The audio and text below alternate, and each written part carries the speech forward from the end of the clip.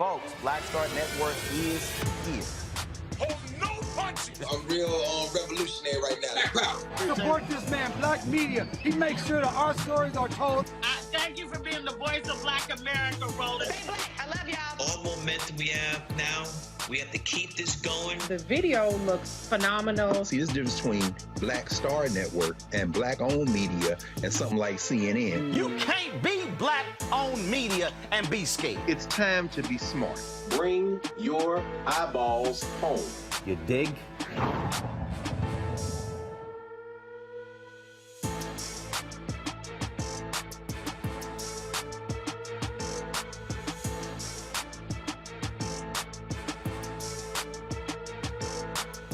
All right, I'm back in the mothership. Today is Friday, July 8, 2022. Coming up, Roland Martin Unfiltered, streaming live on the Black Star Network. President Joe Biden signs an executive order to protect women's reproductive rights since the Supreme Court overturned Roe v. Wade, leaving abortion laws up to each state. But how effective will this order be? The June job report indicates the nation added more than 300,000 jobs despite high inflation and rumors of a recession. Oh, Fox News is pissed. I talked to the chair of the President Council of Economic Advisors, Dr. Cecilia Rouse. She'll break down exactly what these numbers mean to black folks. The show First Kill is topping the Netflix chart.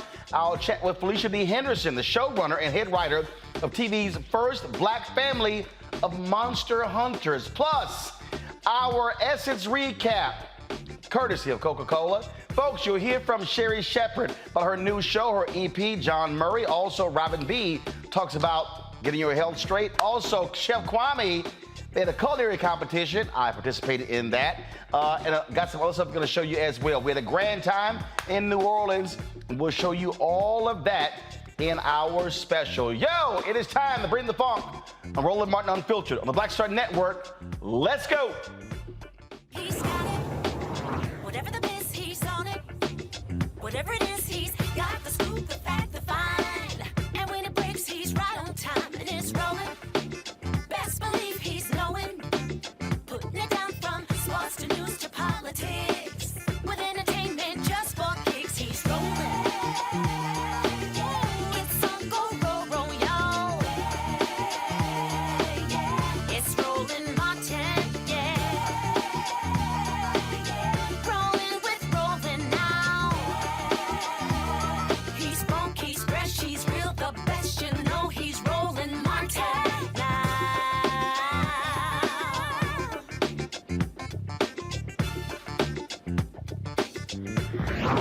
Martin.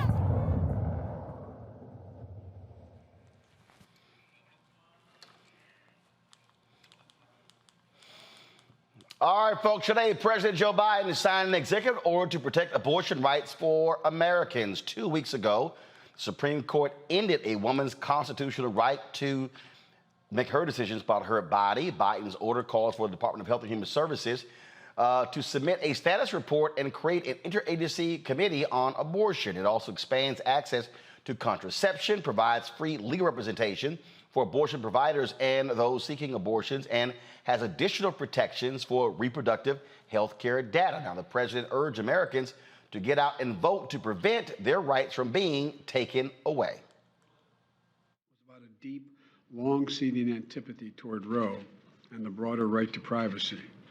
As the justice wrote in their dissent, and I quote, "The majority has overruled Roe and Casey for one and only one reason, because it has always despised them, and now it has the votes to discard them," end of quote. So what we're witnessing wasn't a constitutional judgment. It was an exercise in raw political power. On the day the Dobbs decision came down, I immediately announced what I would do.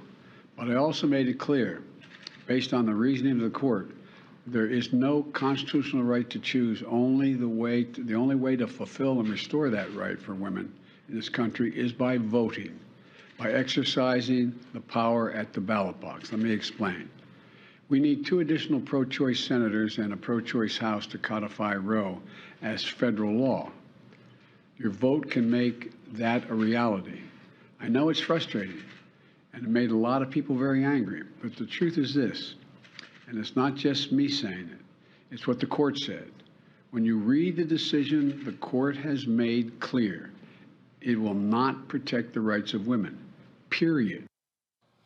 All right, folks, let's talk about this with our panel. Kelly Bethea, communications strategist, Michael Imhotep, host, the African History Network show, Matt Manning, civil rights attorney. Kelly, there are people who wanted President Biden to do more. Folks like Ellie Mistel has been saying that, look, he should provide, again, allow abortions on federal property. A number of different things that he could have done.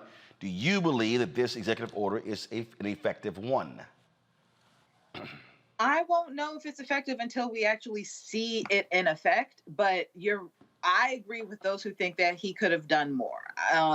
Executive orders wield a lot of power, and we saw that power in action through many presidencies, between Obamacare and Trump executive orders, and even some of Biden's executive orders after he got into office immediately, right? So to say that this was enough, I'm grateful that the administration is doing something, but it always feels like they are considering the other side of the political spectrum when they make decisions like this, when it has been made clear time and again that the other side of the political spectrum does not care. So I don't think it went far enough, but I'm glad that something got done. Maybe this is the start. I hope it is the start. But yeah, we'll see. Matt, for folks to understand how Republicans, how frankly nutty they are, check this out. Texas legislators threaten Sitley over abortion care travel costs. Here's a major law firm, a national law firm, significant presence in Texas. And these folks are saying, if you dare pay the travel cost for employees, we're going after you. I'm sorry, what the hell right do they have to tell a law firm what to do?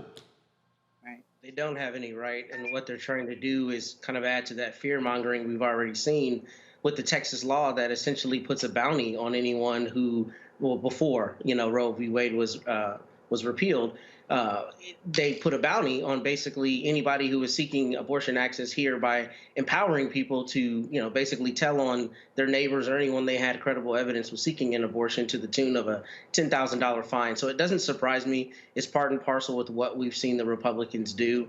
And we see that it's an all-out assault at this point. And really an all-out assault that is incongruent with what their messaging has been for the last many decades, that, freedom, don't tread on me, don't tread on my rights. Nonetheless, in this instance, if those rights are incongruent with what I tend to believe, then I think you shouldn't have the right to make decisions about your body, which is really kind of anathema to the idea of American rights in general. But beyond that, the general autonomy that we all have over our own bodies and should have by virtue of being human. So it doesn't surprise me that they're doing that. And I just wanted to say, as it relates to the executive order, I don't think it went far enough, but I'm sure that the Biden administration knew they were going to be embroiled in litigation if they went too far. So perhaps that's why they took the tack that they did. But I think that Eli Mistel's suggestions and others, surely, that have been proffered would be the right suggestion. I think he could have allowed it on federal land and or maybe taken some other routes to make sure that people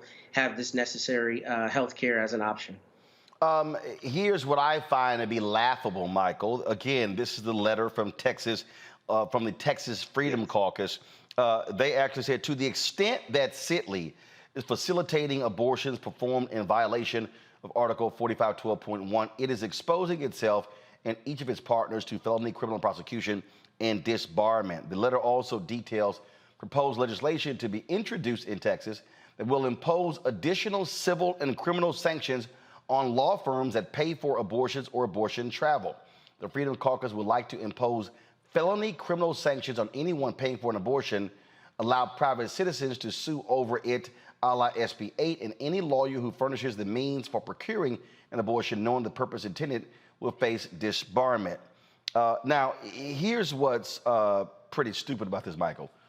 First of all, Texas law does not travel across state lines. Right. That's first. Right. You can't say, oh, if you did pay for it in Texas, but it happened elsewhere, then the law applies to you. No, it doesn't. You're only able to govern what happens in your state. But I need people watching and listening to understand that this is the extent that these Republicans are going to trying to go to threaten Americans for making their choices. That's what we're talking about here. Yeah, Roland, you know, this is so crazy because when it came to being able to not wear masks, they wanted freedom, okay? When it comes to Second Amendment rights, they want freedom. But when it comes to women having autonomy over their body, all of a sudden now they don't want freedom, okay? So this is what Biden is dealing with. The executive order was good. It came within 2 weeks of the ruling from the U.S. Supreme Court. I know that people say that there's more that can be done, things like this, but when it comes to doing abortions on federal property, okay, well, if that takes place within Texas, then you're still dealing with all these lawsuits and you're still dealing with this legal backlash because it took place in Texas. I know it's on federal property. So, you know, there may be another portion possibly of an executive order coming. This is a good first step, but it has to be codified by Congress. It has to be codified by Congress, which is why it's important. It was important for him today to drive home the point again that you need at least 2 more Democratic senators, and not Democrats like Joe Manchin, but the right type of Democrats who will vote to codify Roe versus Wade. And I would say you need more than 2, because as you've talked about here on this show before, Roland, you have some Democratic senators in states that have Republican governors. If something happens to one of them, that Republican governor can replace them with a Republican senator and tilt the balance of the Senate. So this is high stakes grandmaster level chess that we're dealing with. So this is extremely important, but this is a good first step. Melanie Campbell, Black Women's Roundtable, your assessment of this executive order signed by President Biden today, does it go far enough? Oh, I think it's what he can do from the pulpit of the White House, from the executive branch. Truly, what we have to have is a legislative remedy that's going to be systemic. Can he do more? Yes, I think that they'll continue to push it. I think it's very important that he stated that it was important that folks also vote and try to do what they use the power of the vote, even in the midst of the challenges we face, of course, with this election cycle, because we won't be able to codify Roe v. Wade without Congress acting. And the Senate is up, the House is up, and as well as many states. And even as you try to figure out how to roll this back, there are so many governor's races and state legislative races that are also up this year. So I think it's really important. I think also what was important is that they were going to use the Department of Justice that would try to protect people who may end up being charged for driving across state lines. Some of those very nuanced things. The sisters that I work with and support, like Sister Song and others, really talk about the concern about the criminalization of women as they seek reproductive health care services when they're in states. So I think that's going to be really important as we work to fight the political battle. We also worry to make sure we protect folks from being over-criminalized.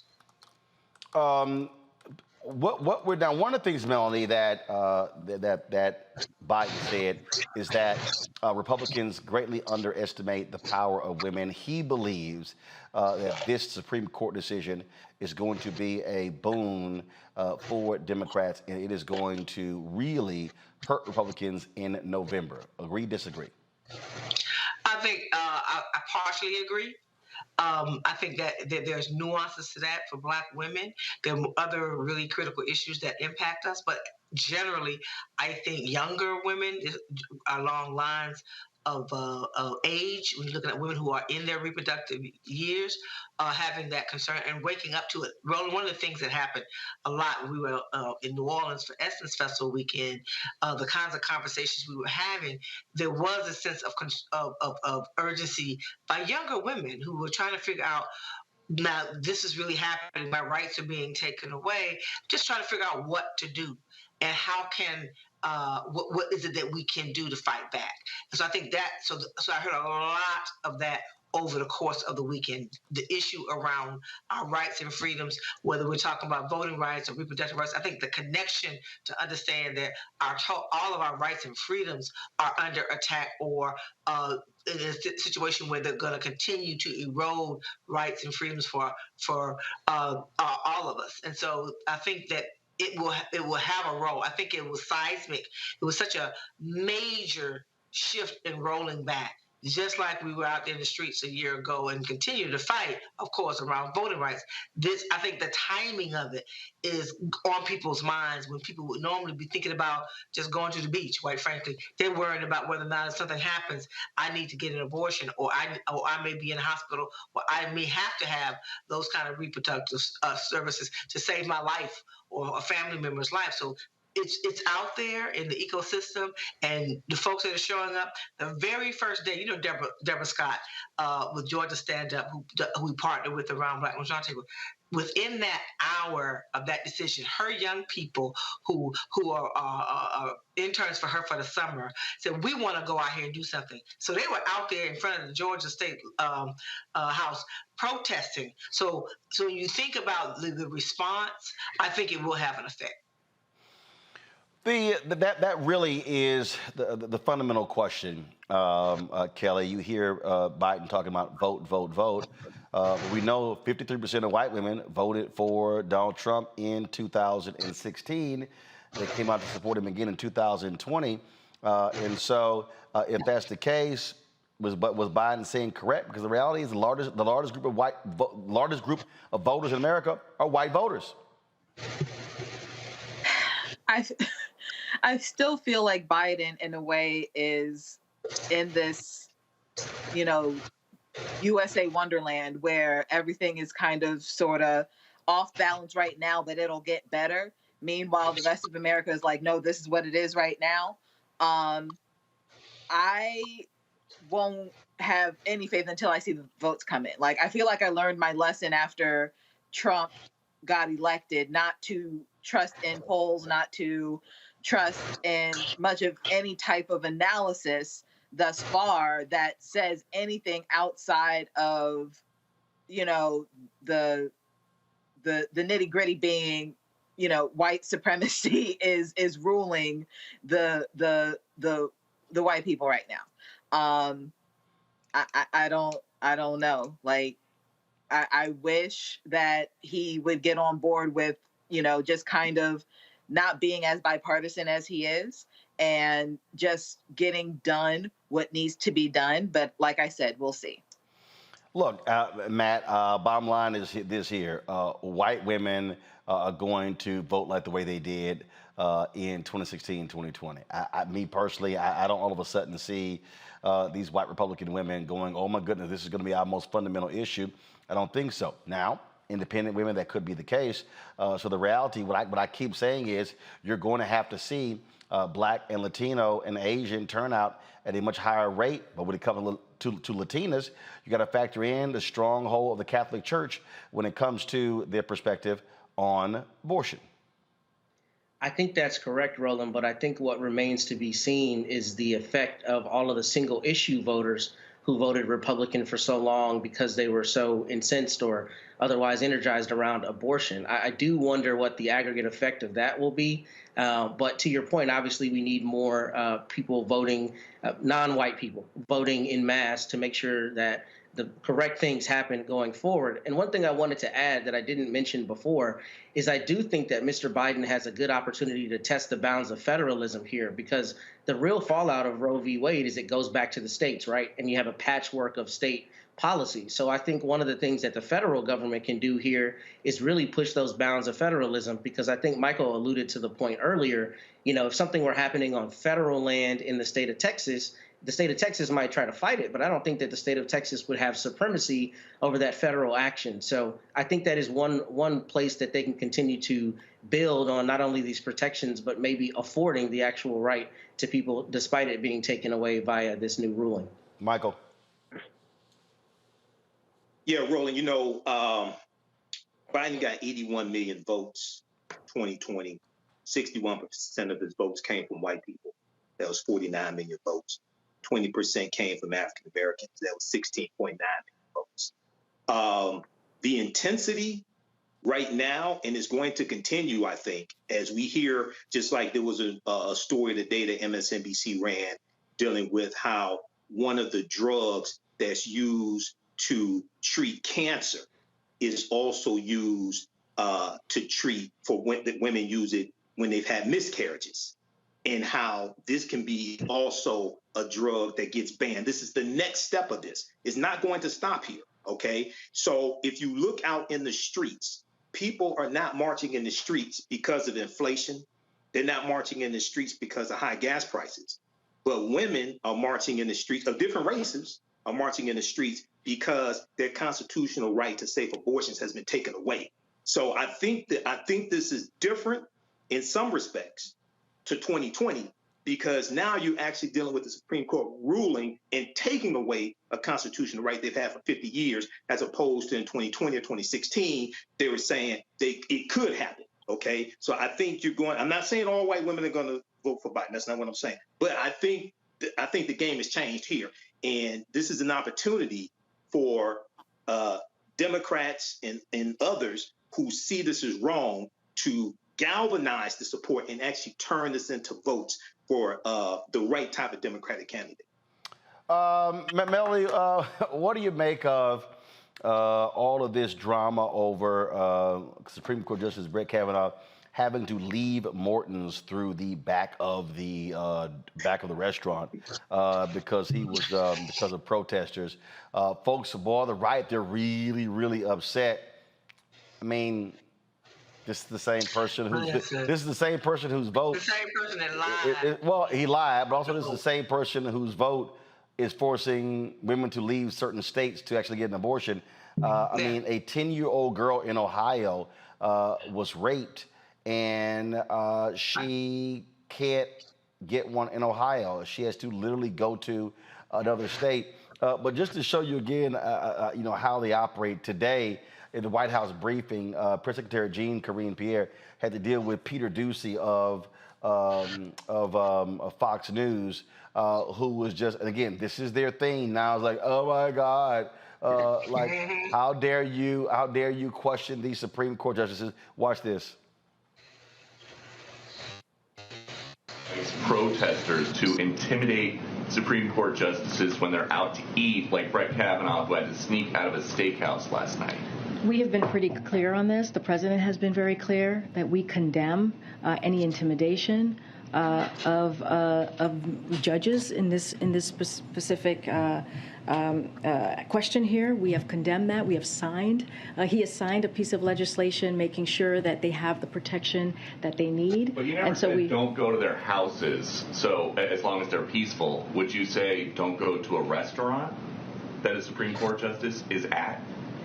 What I'm saying is we condemn any intimidation when it comes to judges. The president has talked about this, and we have put out statements in his name and many times. If protesters know that a justice is out to eat at a restaurant, that they can go and protest as long as they are what you consider peaceful. That's okay. Well, we have said that we want to see peaceful protests. That's what we have said. We want to see the protests be peaceful, but when it comes to intimidation, that is something that we have condemned. So where's the line? If these protesters can go to a justice's house and they can go to a restaurant, where is it that you don't think it's appropriate for a group of protesters to go? I just laid out, you asked me about intimidation. We condemn intimidation. We condemn any violence, and we've been very clear. It is a clear definition of what violence is or what intimidation is. Peaceful protest, people should be allowed to be able to do that. In a restaurant? If it's outside of a restaurant, if it's peaceful, for sure. Really? Peaceful protest. Your first question to me was intimidation. So these justices, because protesters do not agree with an opinion that they signed on to, have no right to privacy, is what you're saying. But Peter, this is people have the right. This is what a democracy is. People have the right. Privacy? Of course, people have a right to privacy, but people also have a right to be able to protest peacefully. Is that peacefully? safe? It's the intimidation and the violence that we condemn. Is that safe? Peter, Isn't that creating a potential really bad situation when there are people, even if they're being peaceful at the time, they're angry, and that's why they would be there, right? Peter, we have condemned any intimidation and violence. I said peaceful protest should be allowed. We do condemn intimidation, and we condemn any violence at any whatever type of violence. We've been very clear on that. So President Biden and the president has signed in Congress to make sure that the judges have the protection that they need. This administration has provided U.S. Marshals through the DOJ to make sure that these judges are protected. So we have shown how we want to make sure that intimidation and violence is not the way to go. It is not the way to have a political discourse. I'm done here, Peter. That's the most important part. I'm done here, Peter. Okay, so let me just sort of explain to one of the dumbest members of the White House press corps, whose father is equally dumb, Steve Doocy at Fox News. Okay, Peter, let me just help you, okay? So we know y'all love the Second Amendment. I mean, we just know y'all just adore the Second. But it's second. There's one that's right before it. It's called the First. So, Peter, let me help you out. 2 follows 1. 3 follows 2. 4 follows 3. So, 1, 2, 3, 4. Okay? Which means that if it's the first, that means the slave-owning, rich, sexist white men who wrote the Constitution kind of thought it was a little important to make it the first. Okay. So when you say, do they have a right to privacy? Peter, let me help you out. A restaurant is public. Now, I know that might be a little hard for you, so I'm going to say it slower so it might seep in to the empty space between your 2 ears, okay? A restaurant, a public restaurant is public. It's not a club where you have to be a member to go in.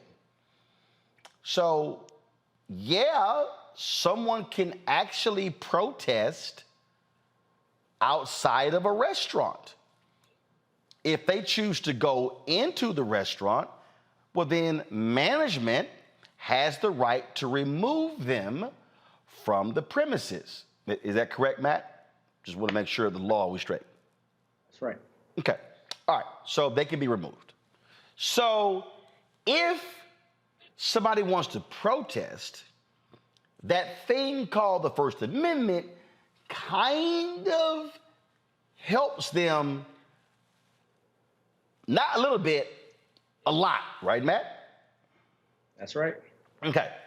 So this notion of a right to privacy, it doesn't exist when you're at a public restaurant. Is that correct, Matt? That's correct. So I get all of these right-wing Fox News people who are really up in arms and upset because people are protesting outside the homes of Supreme Court justices. But last I checked, Melanie, there are 3 branches of government. There is the executive branch, and that's the president, White House. There is Congress, House, Senate, and then there is the judicial. They are, according to that document, Melanie, signed by the racist, sexist, slave-owning white men, there are three co-equal branches of government. We're on the same page? Correct. Okay, now, there are three, so they're co-equal, which means that there are people who literally, and we're 2 blocks away, they can actually stand in front of Biden's White House. That's right. And protest, and he can actually hear them from the street. Senator Chuck Schumer has said, folk protest outside of my house constantly. So why all of a sudden is there this belief that somehow the Supreme Court justices are so separate that you can't protest in front of their house when they are a co-equal branch of government? You get the good with the bad. When you choose to become a Supreme Court justice with a lifetime appointment, guess what, boo? Suck that shit up. You might get some protests. Right. Well, Roland, the other part of it is the hypocrisy of saying that they deserve privacy when what they have done by reversing Roe versus Wade is strip away a woman's right to privacy. Right. So some folks are going to. I think, and we know it's about changing the subject for that reporter. It's like you just kept going on, and she answered the question. I wish you would have just told them to dismiss them a little sooner, because at the end of the day, that is the bottom line. It's like people have a right to protest. If you're out in public, whatever elected, if you're a public official, people have a right to protest, and again, peacefully, and all of that she said.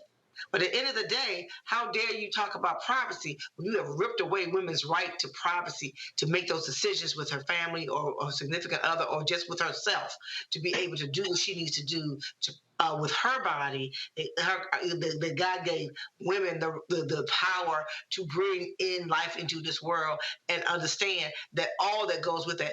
Black women die at a higher rate than any other demographic in this country because of the systemic racism in healthcare. And so the fact that they would sit up here and act like they need privacy, then cook at home.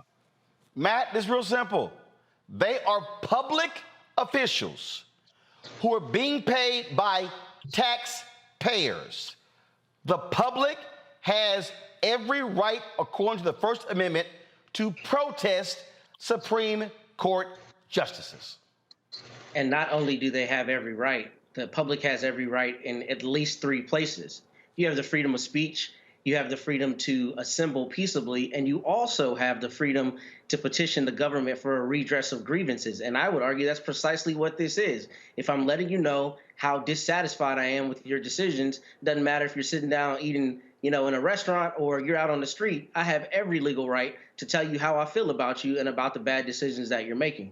And I think Melanie hit the nail on the head. Not only is there hypocrisy, we notice that conservatives particularly try to use the Constitution as both a bludgeon and a block, a shield. And you don't get to have it both ways. If you're going to follow the Constitution, then the Constitution imbues every single citizen in the United States of America to tell Brett Kavanaugh that he needs to kick rocks. If that's what they want to do, they get to do that.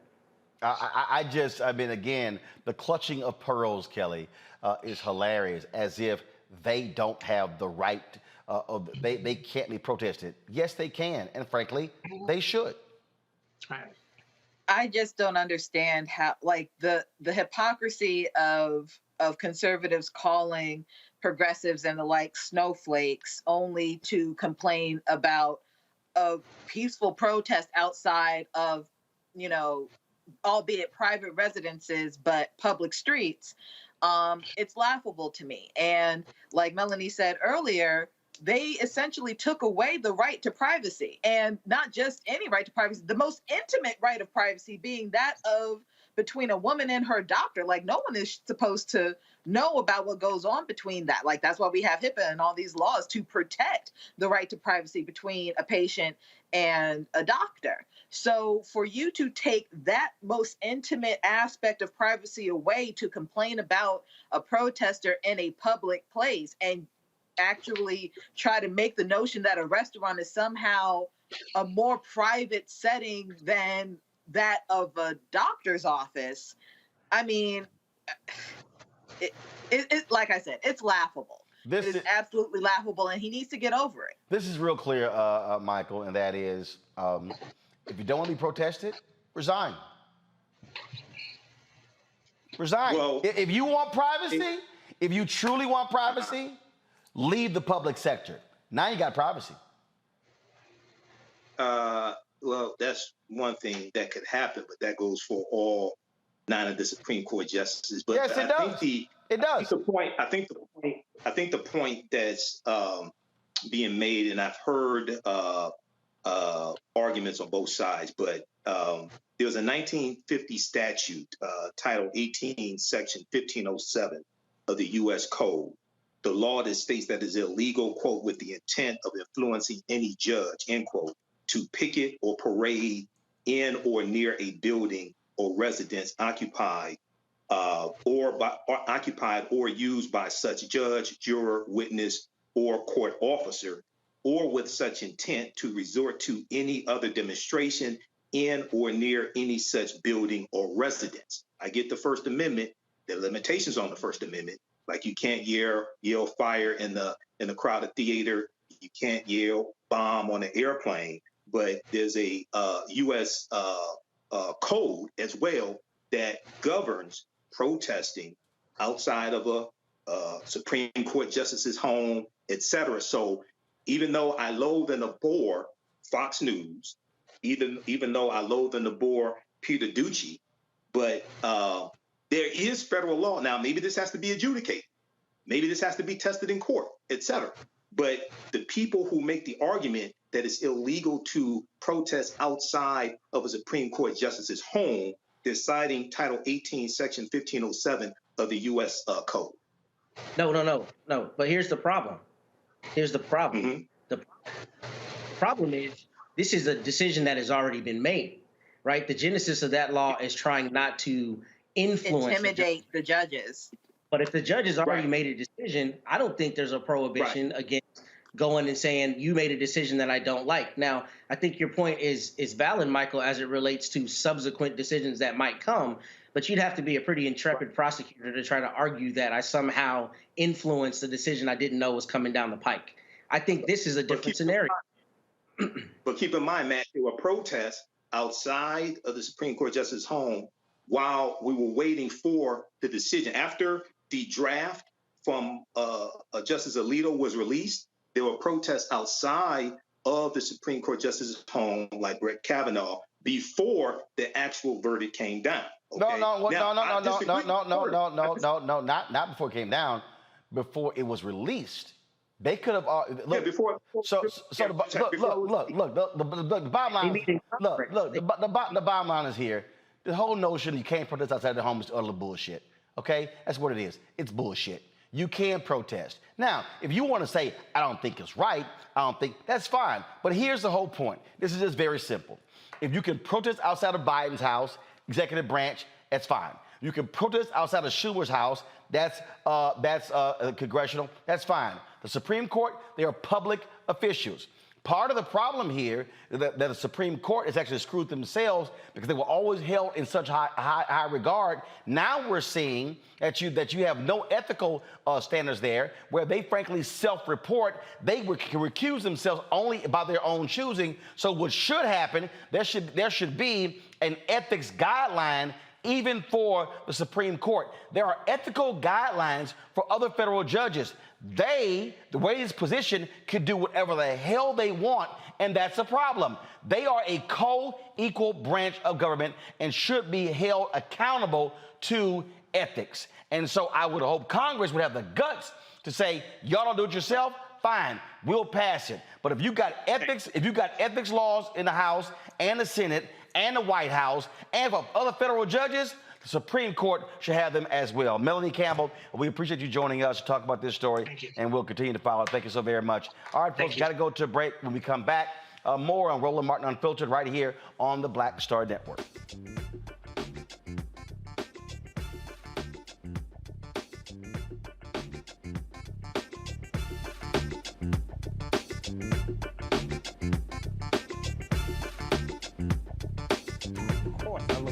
Spike Lee.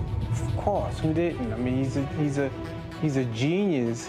But then also, I was this kid from Brooklyn, right? That felt like, you know, give me my damn respect. I made this, this creative art, right, that people are responding to. And it would have been great if we had the opportunity to sit one-on-one. Hold on one second. Okay. Spike. What's up, babe? So I'm in LA right now. I got a one-on-one series with my network, Black Star Network. And I'm interviewing Maddie Rich. I appreciate that, bro. That's a big moment, man. That was like, man, that was good. Got me all choked up. That's good. Well, I'm all about connecting. Appreciate that, bro.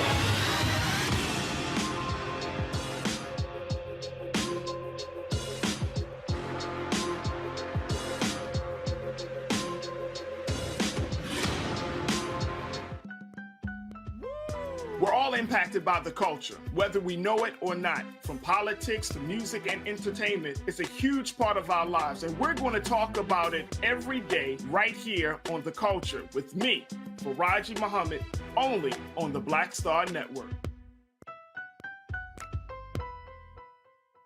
Hi, I'm Kim Burrell. Hi, I'm Carl Payne. Hey, everybody, this is Sherry Shepherd. You're watching Roland Martin Unfiltered.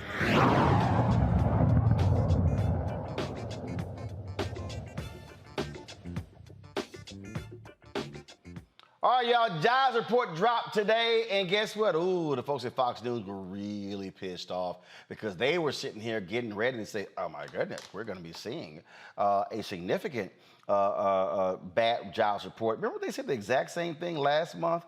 And then, of course, when it actually came out, then they were a little embarrassed by what actually happened. In fact, I was cracking up laughing. At some of the videos that were posted by Media Matters. Y'all watch this one here.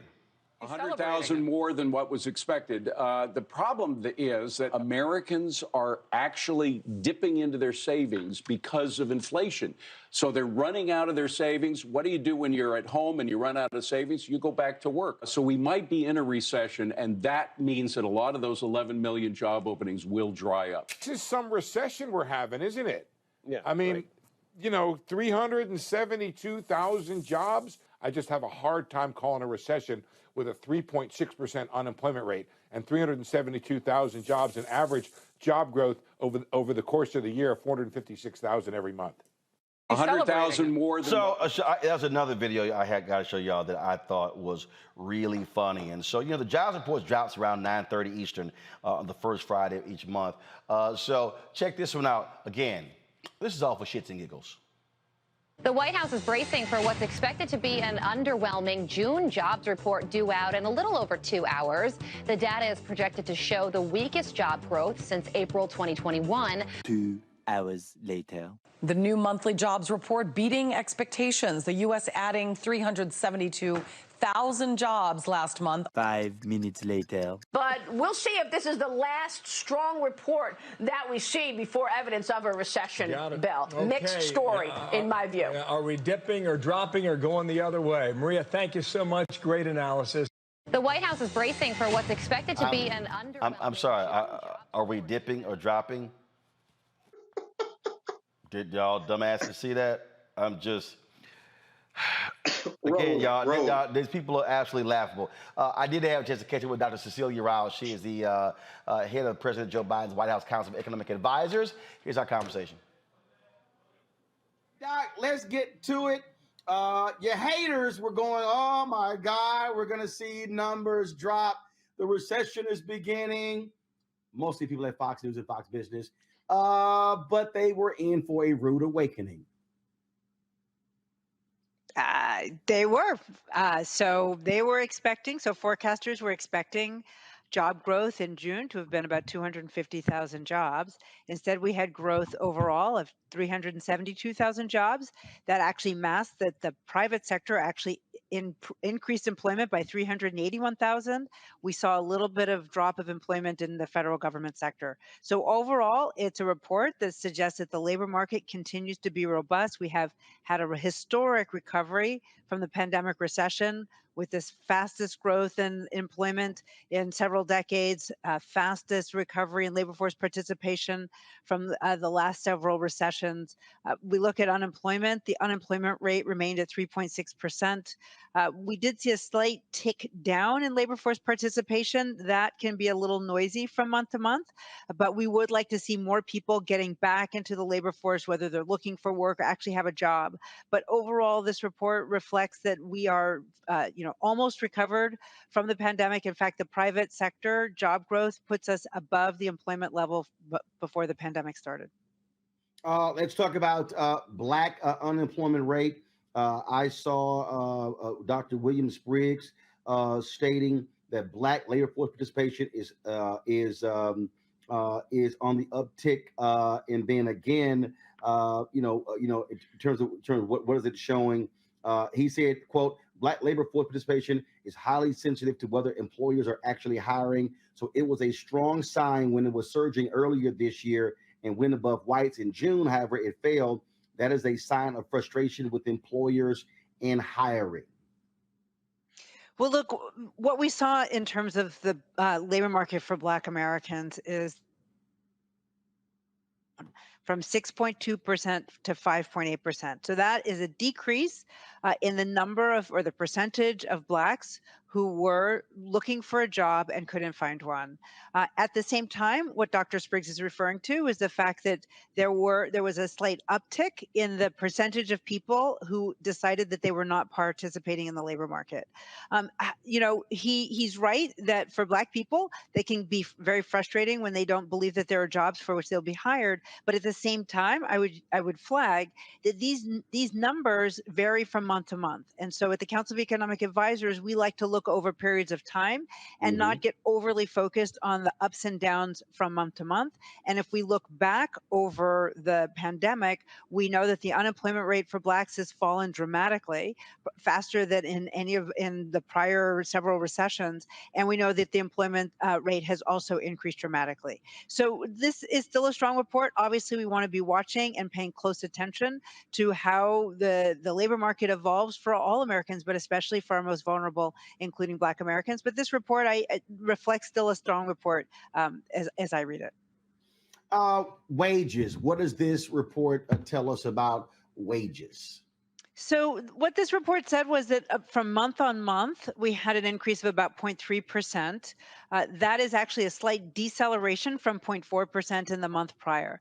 So while there was increases in nominal wages, which is a good thing, it has decelerated, which may seem counterintuitive, but actually is a good thing as well for where we are given inflation. Because what we know we want to avoid is for wages to be increasing rapidly during a period of inflation, because it becomes, we can cause a spiral where when wages go up, it increases the cost for employers, which causes them to raise their prices, which causes more inflation. So this was welcome, and especially since we saw this moderation on average wages. But for our lowest paid sectors, such as leisure and hospitality, transportation, and warehouse, we actually saw very robust wage growth, which is reflective of the fact that they're still challenged in finding workers, and those are our lowest paid workers. So it's welcome for them to be seeing wage increases of this magnitude. And of course, again, when we see these stories come out for the last several months, you've got the doom and gloom of gas prices. But I saw a tweet yesterday said, "Hey, media, gas prices have dropped 22 cents in the past couple of weeks," and so it's amazing how the doom and gloom folks are talking about that. So, from an economic standpoint, what are we seeing when you talk about gas prices and inflation? Do you believe that we're seeing a situation where inflation potentially could be coming back, especially with the moves by the Federal Reserve?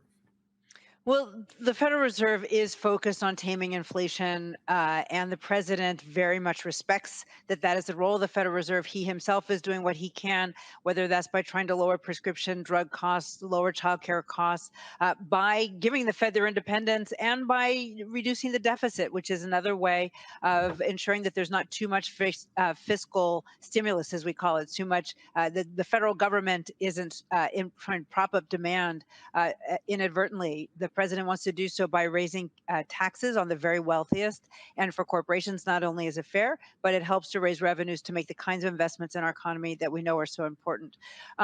But what I would say is that, inflation is a problem. The president recognizes that. I recognize that. Gas prices are part of that challenge, as are food prices. That is part of what we call headline inflation. If we take out energy and food, which tend to be volatile, I'll come back to that in a minute. They tend to be volatile. We look at core, which is what the Federal Reserve is really focused on. Core inflation has moderated over the last couple of months, which is a good sign. But really, gas prices, food prices, that's what affects everyday Americans, where we welcome the decrease in gas prices over the last couple of weeks. The price of gas and the price of oil is set on a global market. This is why the president is really focused on trying to ensure that we have adequate supply of oil. It's why he did the historic release from the Strategic Petroleum Reserve with his allies. It's why he welcomed the decision by OPEC Plus to increase production as well. So it's a welcome development. Oil and energy seep into the prices of other goods as well. And we know that we need for those prices to moderate in order to get inflation under control. But I will say this, that the war of Russia against Ukraine is creating a headwind here. And we would welcome resolution to that just as quickly as possible in order to get our oil markets, energy markets back on track. And on that point, which is the last question here, I was talking to some folks from some African nations. And again, what people don't understand, what's happening in Ukraine with Russia has had an impact on the food supply, on grain, not just on the United States, but other countries as well, all across the globe. So, I'm constantly trying to explain to my audience, hey, y'all, we literally are living in the global economy. We have to stop acting as arrogant Americans, thinking somehow that what happens somewhere else does not have a ripple effect and does not affect us. It absolutely does. Absolutely, absolutely. So the Ukraine and Russia provide a lot of the grains and wheat for the rest of the world. The United States, we're a net exporter of many grains and of wheat, so we're not as much directly affected by the war. But we are working with Ukrainians to try to get their grains and their wheat onto the market through the port of Odessa in particular, and finding other ways to get it out so that we can get it to those who really do depend on exports from the Ukraine, from Russia, in order to feed their countries. It's a problem that we are focused on. It's a problem the World Bank and IMF are focused on, and many other aid organizations, because as you just pointed out, we are a global economy. There's a lot of trading that happens, and we need to ensure that, in particular, we don't, we ensure the well-being of individuals around the world. All right, then. Well, Dr. Rouse, always glad to have you on Roland Martin Unfiltered, breaking these economic numbers down for us. And so we'll continue to watch it. And again, hopefully more of our folks will be participating. We'll be seeing higher wages and an improving economy, which benefits all of us. Thank you. It's been a pleasure. But it is pretty funny, Matt, to watch the folks at Fox News be like, damn, 372,000 jobs added. It couldn't be more obvious that, it's not about reporting the news. Clearly, it's about, going along with the narrative. And I would think their editors would be smarter than vacillating that quickly. But I wanted to commend yours because I think the SpongeBob additives were perfect. I mean, it really gave me a good laugh on top of the ridiculousness of what we saw from those reporters. But they don't even try to hide it. I mean, they just keep it real that obviously they're pandering to that base they're pandering to. So, it is what it is. But I don't even know what to add beyond that. I just laugh at them every single time, Michael. They upset. Roland, they're rooting against America. But what do you expect from the coup plotting, the white nationalists, domestic terrorist sympathizers at Fox News, the replacement theory propagators like Tucker Carlson? What do you expect from them? When you look at the American Rescue Plan, no Republican in the House or the Senate voted for the American Rescue Plan to rescue America during the COVID-19 pandemic. So now you have them once again rooting against America. This should be very clear that all those, and these are the same people who have the trader-in-chief, Benedict Donald, on Fox News to continue to propagate the big lie. So this should be very clear for African Americans and everybody else watching. This should be very clear. These domestic terrorist sympathizers, these coup plotters, have to be voted out of office and kept out of power, and they're rooting against our own interests. And they will continue to do this until we properly deal with it. I don't like none of these MAGA people, Kelly. Not one of them. Yes, they're all deplorables. I mean,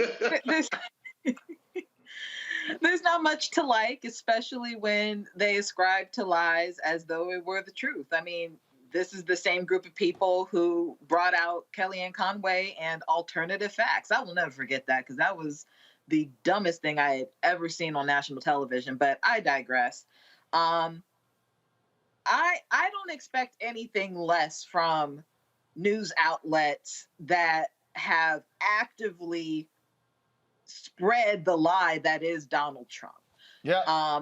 And I expect nothing less for them to be upset at the truth because it doesn't align with what they are lying about. So, you know, like Matt said, the SpongeBob references made me snort off air because it was very apropos. And there's nothing like being here on a Friday evening and seeing Fox News reporters with egg on their face because they were wrong and they don't know how to clean the egg off. Again, I love to laugh at them. All right, y'all, got to go to a break. We come back, more news. Wisconsin Supreme Court gets rid of ballot drop boxes. Yeah, Republicans wanted that to happen. Also, black woman's going to be president of the Las Vegas Raiders. Also, we got some other news. And we'll talk to a sister who is the showrunner of a show on Netflix, Black Folks Chasing Down Monsters. You mean tell me we ain't the ones who died in the first 5 minutes? That's new. You're watching Roland Martin Unfiltered on the Black Star Network. Download the app, y'all. Available on all platforms. Even Felicia got a kick out of that one. Y'all, Apple phone, Android phone, Apple TV, Android TV, Roku, Amazon Fire TV, Xbox One, Samsung Smart TV. You can also support us in what we do. Of course, your dollars make it possible for us to travel all across this country.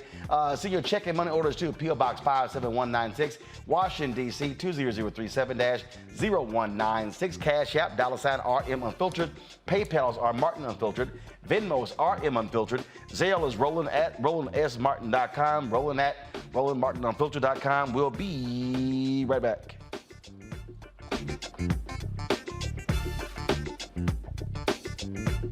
Hi, I'm Dr. Jackie Hood Martin, and I have a question for you. Ever feel as if your life is teetering and the weight and pressure of the world is consistently on your shoulders? Well, let me tell you, living a balanced life isn't easy. Join me each Tuesday on Black Star Network for A Balanced Life with Dr. Jackie. We'll laugh together, cry together, pull ourselves together, and cheer each other on. So join me for new shows each Tuesday on Black Star Network, A Balanced Life with Dr. Jackie.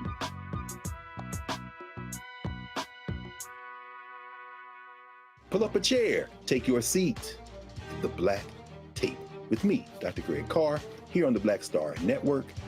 Every week, we'll take a deeper dive into the world we're living in. Join the conversation only on the Black Star Network. Carl Payne pretended to be Roland Martin. Holla! You are watching Roland Martin, and I'm on his show today. And it's what? Huh? You should have some cue cards. Hey, what's up, y'all? It's your boy Jacob Lattimore, and you're now watching Roland Martin right now.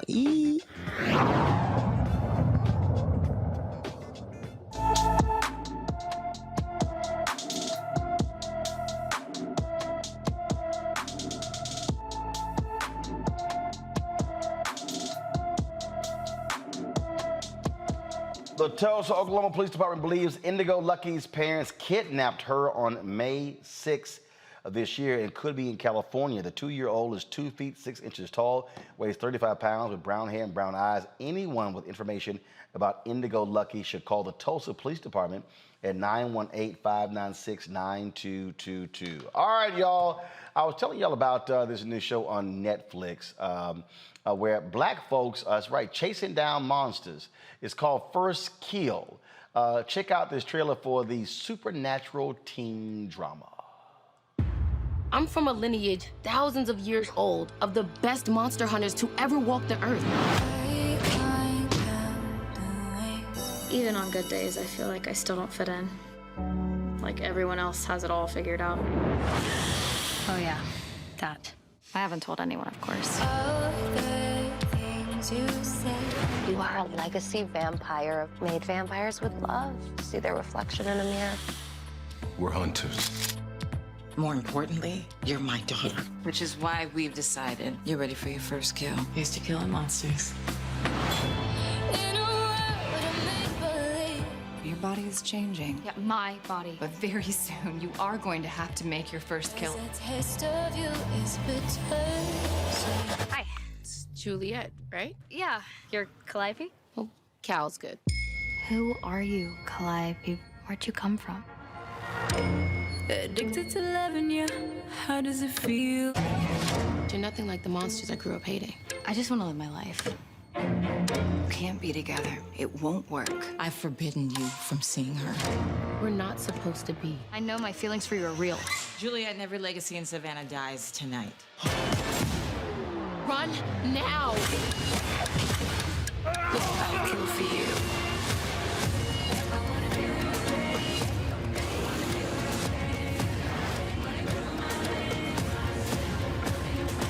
Keep your fangs in your mouth. We won't have a problem. We will always have a problem. I had to choose between you and my family. I choose my family. What about us?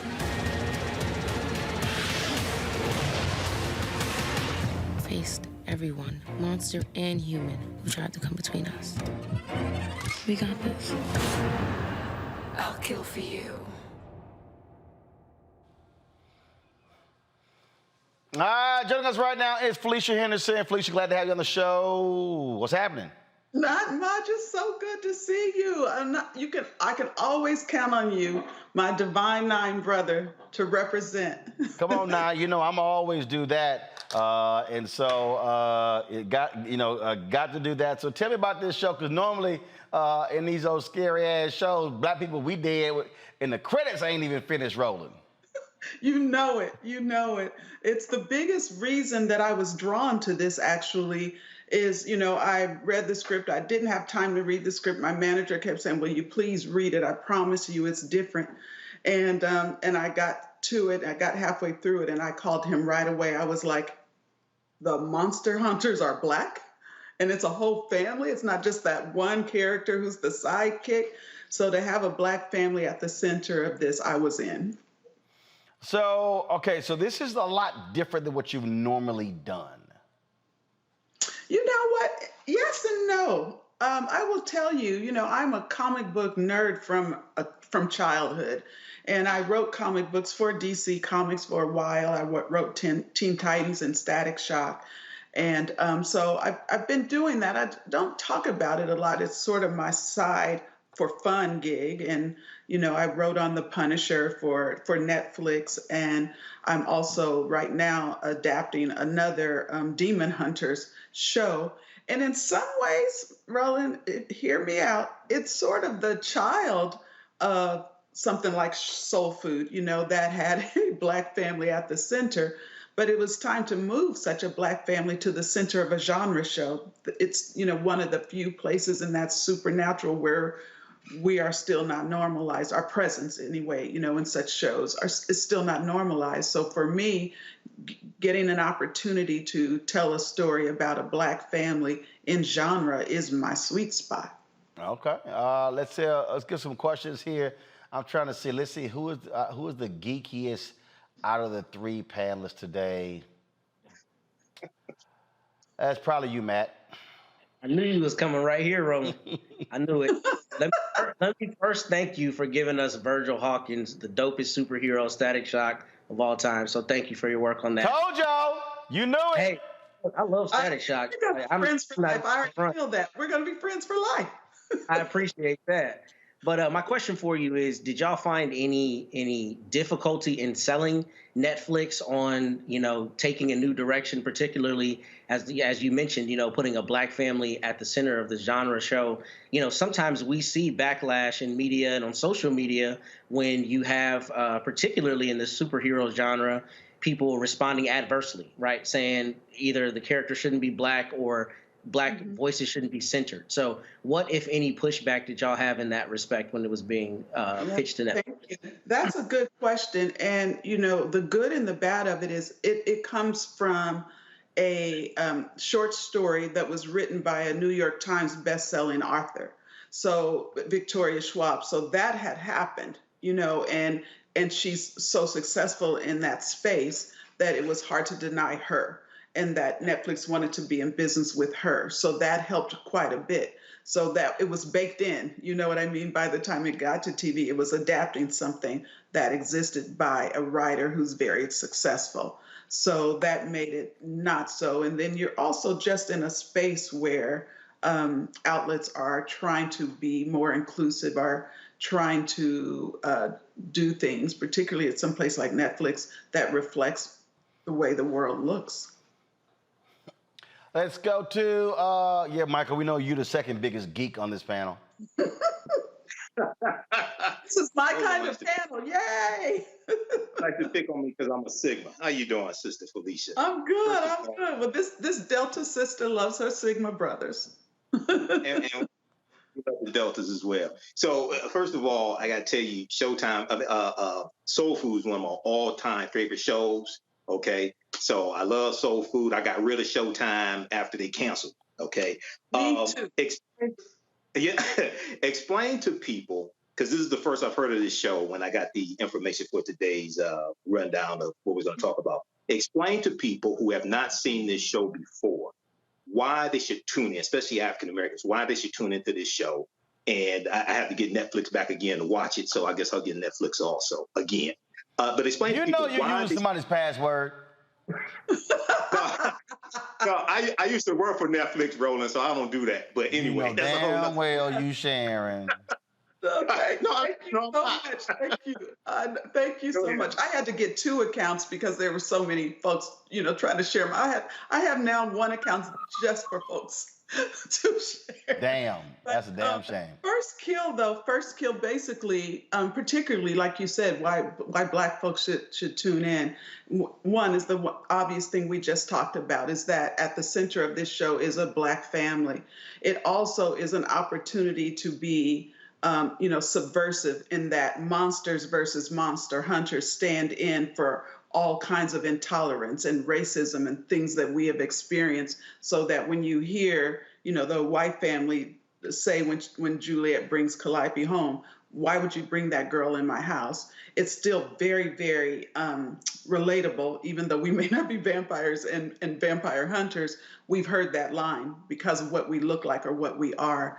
It is first, my job is to entertain. So first and foremost, it's entertaining, but it is very much epic in the terms of it's a Romeo and Juliet kind of story with a Juliet and a Juliet at the center of it, but it's the Montagues and the Capulets. And it's also an opportunity to see a strong Black woman, at the her family. It's a matriarchy, but to see this strong relationship where you have the Black man, he loves his strong woman. He's not intimidated by her. There's so much love in that family, but and that they are the elite of the elite monster hunters. And so for me, as a viewer, getting to see us in all of that is worth watching. Thank you. All right, Kelly, you a geek too. Go ahead. Yes, I'm a geek, but I'm a geek for several reasons. Yes, and they took all my thank yous, because between Static Shock, Gossip Girl, and The Quad, I'm just over here like, just. Oh, I appreciate you so much for all of those shout outs. I appreciate you so much. Yes, I want to be your friend. But nevertheless, this cast. Girl, ask your question. You get like Michael. What does that mean? This cast the cast is phenomenal. I personally wasn't going to watch it, not because of any backlash, but I am a punk when it comes to anything remotely horror. Oh, But scary now, ass. Oh, scary ass. yes, but I'm gonna watch it tonight, promise. What was it like if you were part of, I don't know whether you were part of the curating of the cast, but if you were, what was that like in finding these cast members? Because between the reviews that I've read and just the trailer alone, it seems perfect. Like the white mother who was the matriarch of the vampire family, she was in Gossip Girl. So I was like, maybe you guys knew each other from that point and things like that. Like, how was it curating the cast? What's it like to possibly work with people that you've already worked with? What's the culture like on set? And what's your favorite episode thus far? That's 4 damn questions, Kelly. That's okay. I'm going to knock them out, Kelly. I got you. Okay? I got you. I'm going to knock them all out. First of all, you know, as a showrunner, head writer, absolutely, I'm involved in casting, and probably in the last word on it. We have 5 executive producers total, so everyone gets a voice. But as the showrunner, you get the final word. Obviously, Netflix has the final word because they're paying for it. But as the showrunner, you get the final word. I have to give a shout out, though, to my casting director, Leah Daniels, who brought most of those amazing people to me. Jason Moore, who plays the Black Dad, Jack, I worked with him on The Punisher. So when I literally was reading this script and thinking about that character, I'm like, it's Jason. And then Elizabeth Mitchell, who you just mentioned, she was on Lost, and I'm a huge Lost fan. So when her manager called my manager to say Elizabeth wants to play Margot Fairmont, the matriarch of the vampire family, I'm like, it's done. But every other character that you see is a result of Leah Daniels, who's just genius. You know, she cast Empire, and there's just a swagger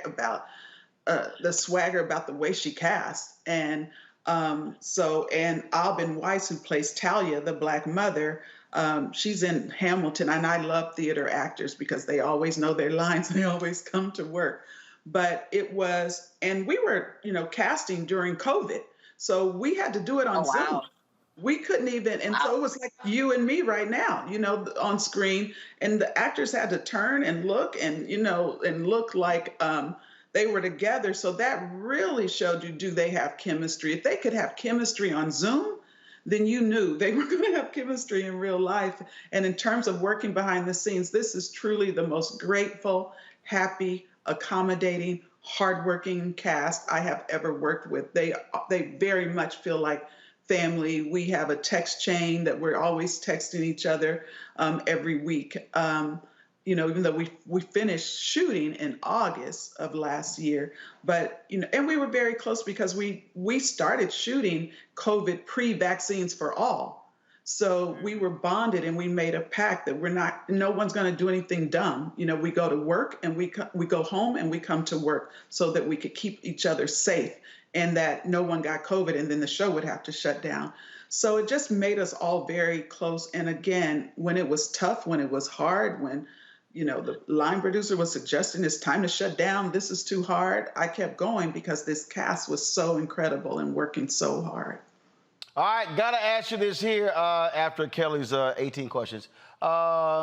She did mention the quads. So it's with HBCUs are hot now. People are talking about them. So what is the possibility of you reviving the quad? Oh, that's a good question. And do you ask that because there was a certain character on there named Roland Martin who might want to come back? I'm just saying. Last time, if I recall, that was the highest rated episode that year. I'm just saying. He loves that, you guys. The episode that Roland came and killed was our highest rated episode of the season. And he did do I want to be on it too, though. Nope, you can't come. No. Yes, I can. Hey, I will disconnect all 3 of y'all. Nope. I'll tell you though, Roland, when BET first canceled the show, I had conversations with them about getting the show back because Netflix was interested in the show at that time, and they would not give it to me. They're like, well, we're going to be starting a streaming service and we don't know. First they said they'd entertain it, then they kicked me to the curb and kept it to, just show old episodes. But it's one of the things I am the most proud of, and the work that we were out there first we probably would have had a better chance had it been, post having a VP who went to Howard, right? But we were a little bit ahead of our time. But it is some of the work that I am the most proud of, and I would gladly create another show set at an HBCU because the image is so important. So the only way the quad comes back, BET would have to release it and give approval. That's absolutely right. Oh, okay. So we just need to go ahead and just start blowing them up and say, release the damn quad to Felicia so she can go ahead and bring it back. Let's do this. Or you can just put me on any of the shows that you're working on right now. That's perfect. That's possible too, Kelly. We can roll like that. I mean, I legit want your email. This can actually work. Kelly. Roland, can I make a quick comment about soul food? No, you can't. No, you can't. No, you can't. Kelly trying to get email, trying to get on the show. Michael, you trying to talk about soul food. Matt over there geeking out on characters. Lord have mercy. Economic empowerment. That's what I wanted to talk about. No. Great. Okay. Lord have mercy. See, y'all love asking. I give y'all one question, and y'all come back with like 17 questions. Lord we have to make the most of the moment, Roland. No, your moment's over. Roland, you always want economic empowerment for black people. Right. Got it. Your moment's over. That's it. Felicia, where do people watch? Please watch First Kill on Netflix. It's streaming now. And it's important, if you start it, you will love it. And you're going to think you know how it ends, but you don't. And I wrote the season finale, so you want to see it. So if you start it, watch it to the end. That's what Netflix cares about, how many people finished the show. That's what they really look at. So keep watching if you're watching. If you haven't watched it, hopefully, Kelly, I'm looking forward to you watching it because you're a little bit scary. Watch when you watch it. You'll be like, oh, that wasn't so bad. Whole scary ass. For the characters, Kelly. It's worth it for the characters. Whole scary ass. And you tell Netflix that you got on this show because I put you on. I keep telling Netflix and Hulu and the rest of these people they should be advertising more with black-owned media. They keep sending me press releases, and I don't put them people on. So I put you on because of you, not Netflix. I will be an ambassador for you. It will be my pleasure. All right, Sade Jenkins, don't get mad at me, but you know how I feel. You know I don't play that. All right, Felicia. I appreciate it. Thanks a bunch. So nice to meet the team. All right. Thanks a bunch. I appreciate it. All right, folks, real quick, going to a break. We're going to come back. I'm going to zoom through some headlines and going to get quick reaction from our panel. And then we're going to have our Essence Fest special. Man, we got some awesome stuff, folks. Sherry Shepherd talks about her new daily daytime talk show. John Murray's her EP. We got Robin B talking about how do you get yourself healthy after you ate all that damn food in New Orleans.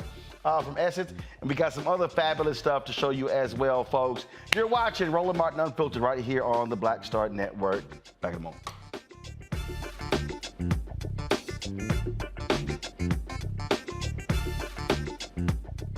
I'm Deborah Owens, America's Wealth Coach, and on the next Get Wealthy, what do the ultra wealthy know that most of us don't?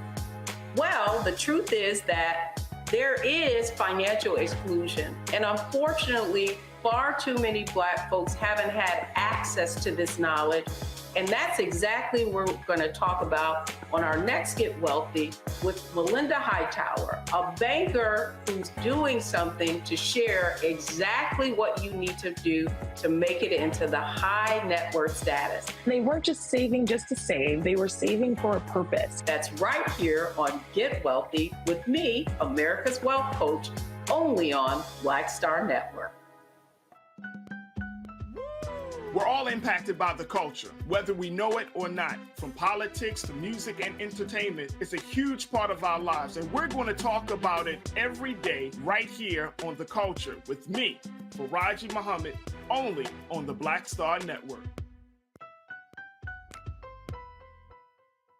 Hey, yo, Peace World, what's going on? It's the Love King of R&B, Raheem Devon. Hey, I'm Cupid, the maker of the Cupid Shuffle and the Wham Dance. What's going on? This is Tobias Trevelyan, and if you're ready, you are listening to and you are watching Roland Martin Unfiltered.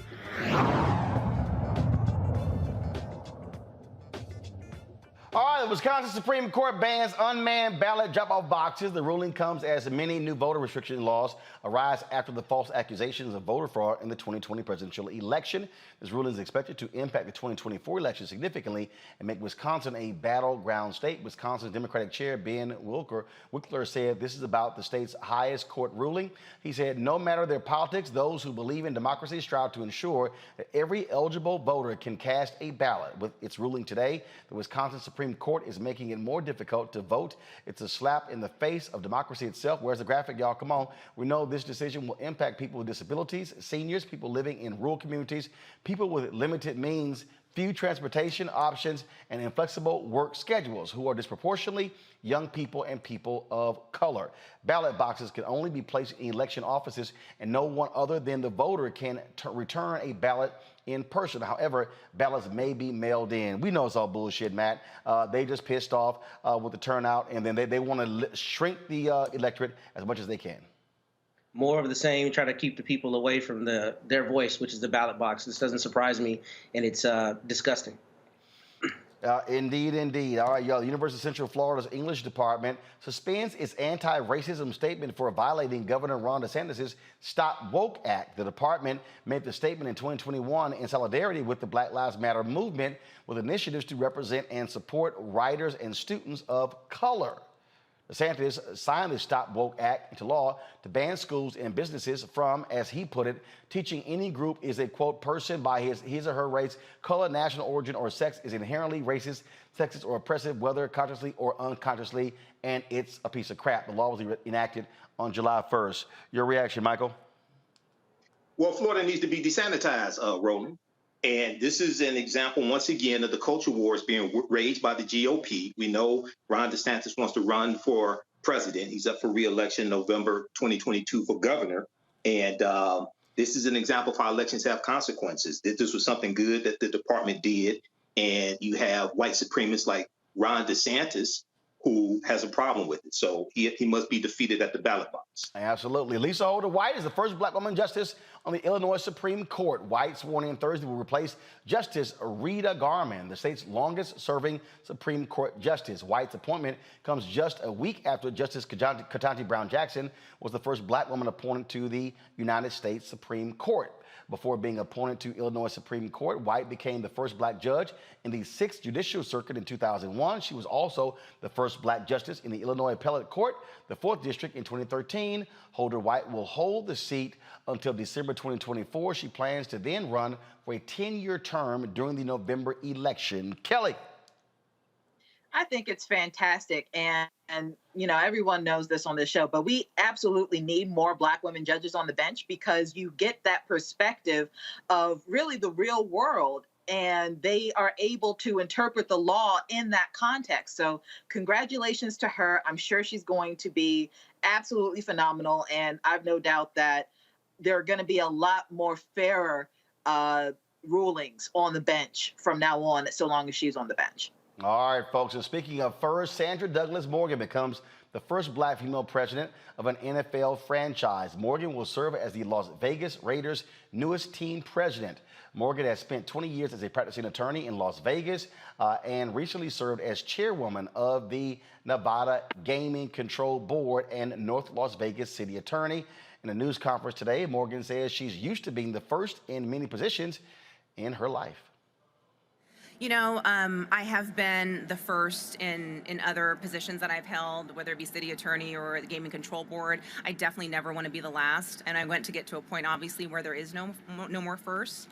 But as I kind of mentioned in my comments, you know, the impact that this has is not lost on me. If I definitely would tip my hat to all of the prior women that were leaders and visionaries, and if I could be an inspiration or help or open doors for any other woman and girl out there, then that's an incredible accomplishment for me. So the importance and effect of it is not lost on me. And I know that sports is a male-dominated industry, just as gaming was. And, you know, we need to continue to break down these barriers. So I'm happy to be here, and again, thankful for the opportunity. All right. Of course, Jason Wright is the first black team president. Of course, he leads the Washington Commanders. Matt, Michael, Kelly, I appreciate y'all joining us. Thank you so very much on this show. Certainly enjoyed it. And I'll see you three geeks next week. Thanks, Roland. All right, thanks a Stay bunch. safe. Y'all, coming up, y'all, we're going to have our Essence special. Man, some great stuff we got there. Y'all don't want to miss it. Sherry Shepherd, John Murray, Robin B., Chef Kwame. Some amazing stuff we shot in New Orleans. Y'all know we covered it different than anybody else. That's how we roll. That's coming up next. Our Black Star Network Essence Festival recap, sponsored by Coca-Cola, is up next.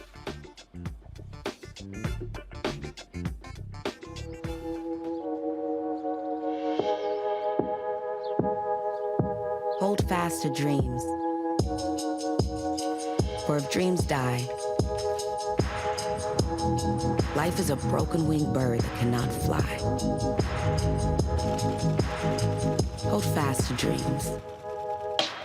For when dreams go, life is a barren field, frozen with snow. Lots of oranges, half the sugar, 1,000% delicious. That's simple math. Say yes to simple. Made the simple way. With real lemon juice, 75% less sugar, and Say yes to simple.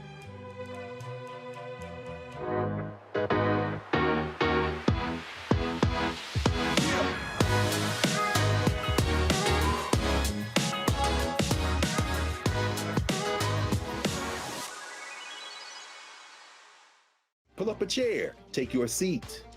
The Black Tape with me, Dr. Greg Carr, here on the Black Star Network. Every week, we'll take a deeper dive into the world we're living in. Join the conversation only on the Black Star Network.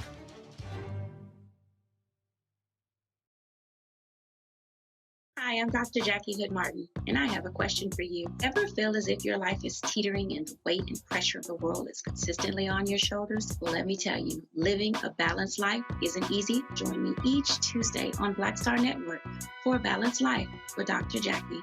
We'll laugh together, cry together, pull ourselves together, and cheer each other on. So join me for new shows each Tuesday on Black Star Network, A Balanced Life with Dr. Jackie.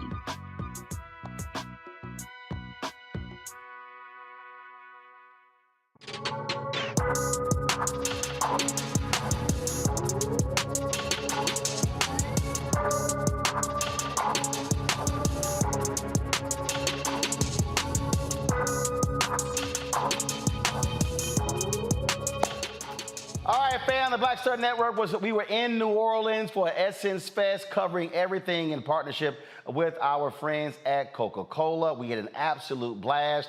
And man, we shot so much content, y'all. We're going to be kicking out this stuff over the next several days. And so let's kick this thing off. I had a chance to catch up with my homegirl, Sherry Shepherd. She has a new daytime talk show launching in the fall. We caught up after her conversation on the Ford stage.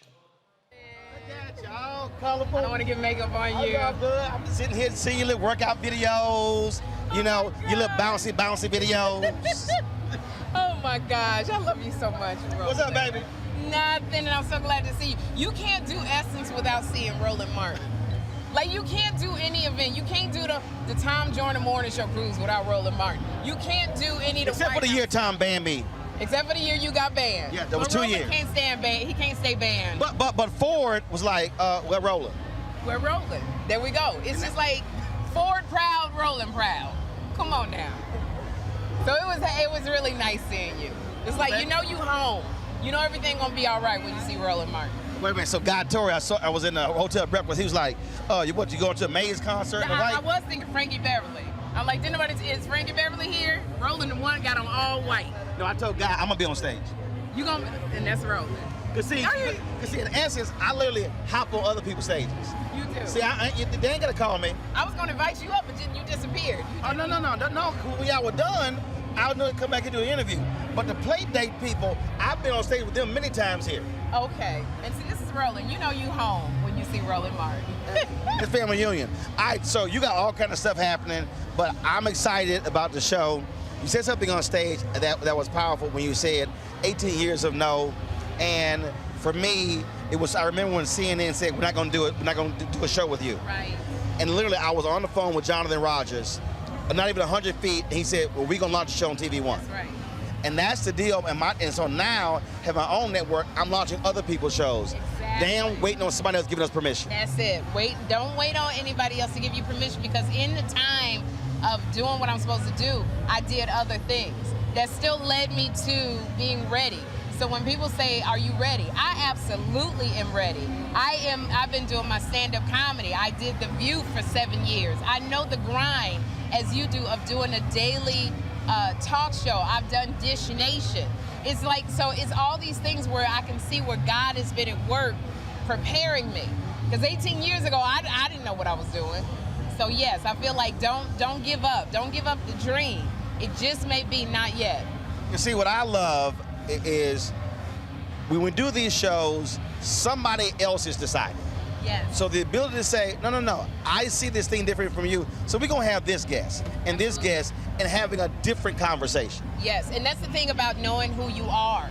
So for me, I work within the confines of a company, but I know what works. Intrinsically, I know, because I know what I bring. So if you say to me, people don't want to see this, I go, yeah, but they want to see me talk about it. I know, and right. That's the thing, you know who you are, you know what you're bringing. And people heart connect with you. Yeah. And I'm hoping that I can get that same heart connect. It's called authenticity. Authenticity. I'm not going to spell it, but that's what it's called, authenticity. Well, because it's funny, I was talking to what happens when you don't go to HBCUs? Well, actually, I went to Texas A&M, so I can spell authenticity. I know it's I-T-Y, the last 3 letters. AUTHENTICICITY. SISSIPPI. Hunch your back. We know one thing, Cher will not be hosting the National Spelling Bee competition. I will not. No, I won't, sir. I know how to spell I do. Twice. I know how to spell prenup. Twice. Don't know where this went left, but. And I'm just holding the mic. That's what I love. Okay, Rolling. so Sherry did a drop for me, y'all. Yes. About 4 years ago, talking about the wobble. We play it all the time, and she goes, "He don't know how to do the wobble." I do. You do not but do the wobble. I can't do it regular. Because you do. Roland, no matter what dance you give Roland, he got to do it different from everybody. He like the Bobby Brown of New Edition. Everybody in New Edition come out in red. Bobby come out in black and white. Everybody singing, "Can You Stand the Rain?" Bobby singing "My Prerogative." That's Roland Martin. Everybody do the rock, the wobble, the slide, the cha-cha one way. Roland got to do it the opposite way. I'm going No, up. I do it the same way, but I spin. He spin around. Roland got to be the James Brown of every doggone dance. It's supposed to be a family style dance. Roland making it's the Roland Martin and the Wobble show. I don't understand. Now and then here the thing is, Roland do it so smooth, and you be in your head going, I must be doing it wrong. So you try to be smooth like Roland, end up messing it up, and I'm going, why y'all cursing me out? You ain't said nothing to Roland. Ain't nobody said nothing, because I done stepped on some woman's foot. Roland do it, Roland get away with it, and everybody let him do it. When is the day that somebody gonna come in and say, hey, dude in all white, do that mess with Frankie Beverly. Don't do it here, but nobody does it. And then Roland always had 5 video cameras strapped to his forehead, looking like some terrorist from Hollywood. I don't understand.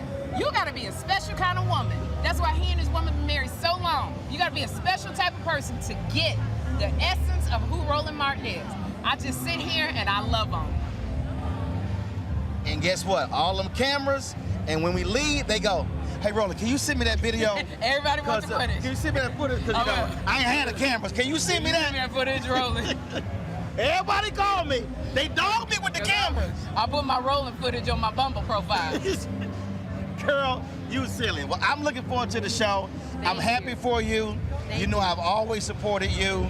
I threw a party at my crib. Yes. Sherry took the mega bus to the party. Mega bus to Roland's party. And y'all, we had gumbo, crawfish etouffee. It was crazy. So I got to do another one of those. And so look, good luck with it. We're going to push it. Sherry, September 12th. So Jennifer Hudson, September 12th. So I got to shout out to Queens. Like, you don't see this. So the one-on-one interview I did with her for Rolling with Roland, I held it. So we're going to run it right before the show launches. Again, because I own it. I mean, I ain't got to ask nobody. That's the thing, own your stuff. That's it. So we gon' that's right. That's what my wife said. She said, own your stuff. Own your stuff, everything. The Bible said, your stuff, my stuff. I just love you. Love you, baby. And my homeboy, John Murray, is her executive producer. He's the only black male EP in daytime television, and he lays out for us what the vision is going to be for Sherry's new show. Hey, y'all, here with my man John Murray. Now, y'all don't understand the conversations that we have 1, 2, 3 o'clock in the morning, talking about anything, everything. He sees something in the news, I see something, he texts me, I text him. We like the Black Associated Press with each other. Hilarious. Man, it's good to see you, big bro. Absolutely, baby. I feel like we spend more time on the phone than I get to fellowship with you in person. So. Indeed. And so you got some new stuff popping. Black executive producer, hanging with your girl. Something different for you.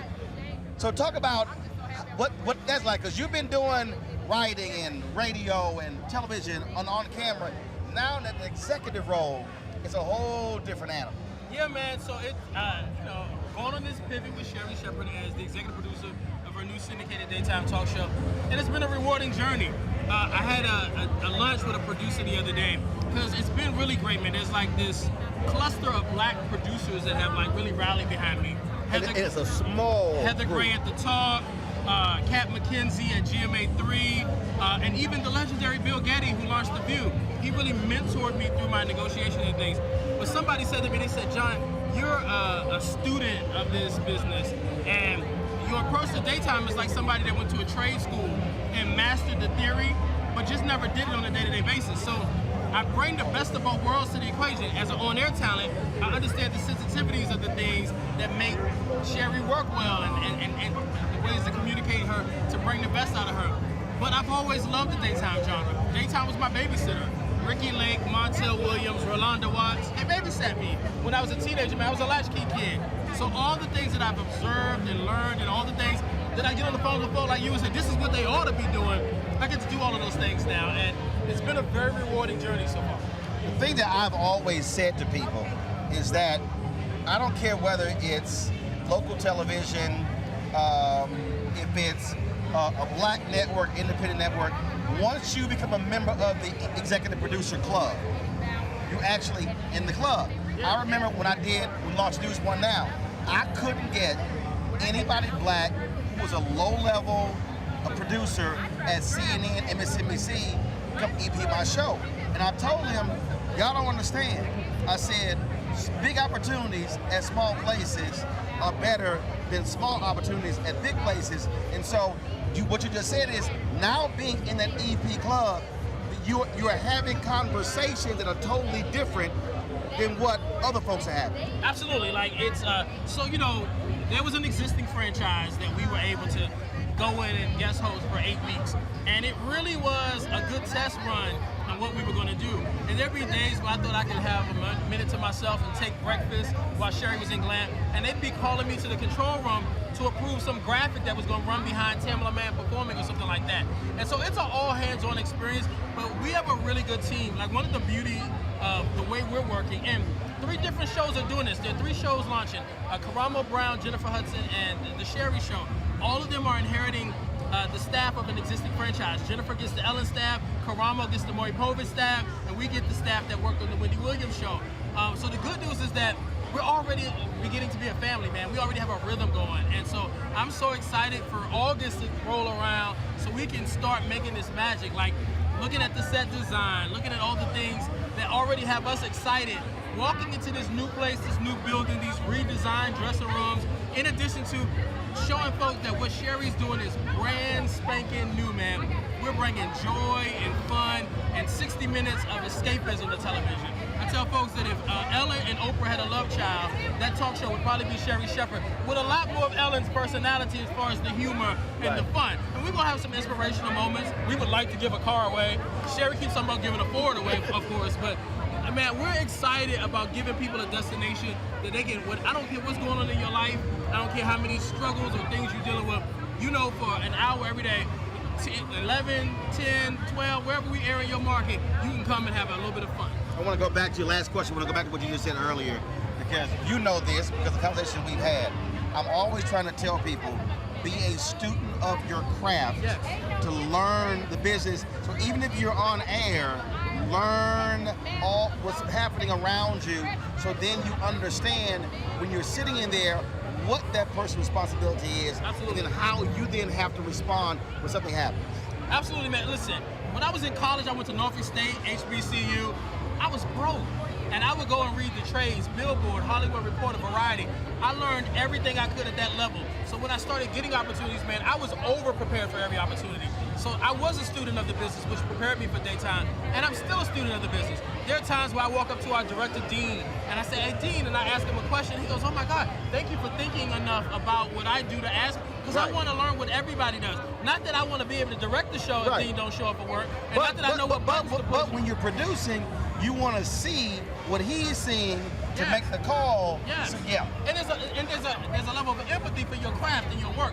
I want to respect that. I want to have the fullness of scope that when I make a decision, I'm thinking about how everybody's responsibilities work to paint the ultimate picture, for sure. That's it. Well, man, look, I'm excited for you, proud of you. Again, I know what you've gone through, and again, for the people. And what you've gone through, because you being here at Essence, owning your own entity, myself, TJ, Lottie, Dottie, everybody, when we have advice or a need for advice and wisdom, we call your phone. So you pour it into all of us so that it's easier for us to get up and do what we do. So thank you, brother. I appreciate it, baby. Yeah, Good man. luck with it. I can't wait for September. I can't wait for September, too.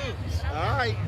All right, folks. Sherry debuts in September. We look forward to it. So certainly congratulations to Sherry Shepherd and my homie John Murray. All right, time for us to go to break. We come back.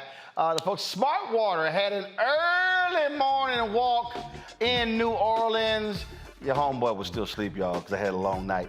So we'll show you that. Angela Simmons and the mayor was there, so we'll show you that. Plus, fitness expert and Dr. Robin B. shares her thoughts on if you ate all that good New Orleans food, how you need to, deal with that thing when you come back from Essence. And so she breaks that down for us. And Chef Kwame, they had a culinary competition in the Coca-Cola kitchen and the Essence Eats area. And so we're going to show you some of that as well. Man, look, the two foods, I got to get those recipes. All of that more as we recap the 2022 Essence Fest, brought to you by Coca-Cola. We'll be right back on the Black Star Network.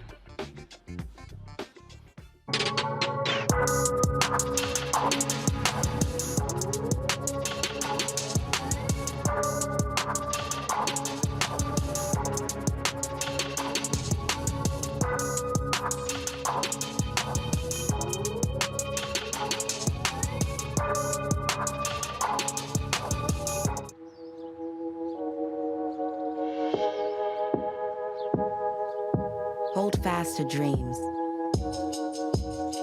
For if dreams die, life is a broken-winged bird that cannot fly. Hold fast to dreams. For when dreams go, life is a barren field, frozen with snow. Lots of oranges, half the sugar, 1,000% delicious. That's simple math. Say yes to simple. Made the simple way. With real lemon juice, 75% less sugar, and Say yes to simple.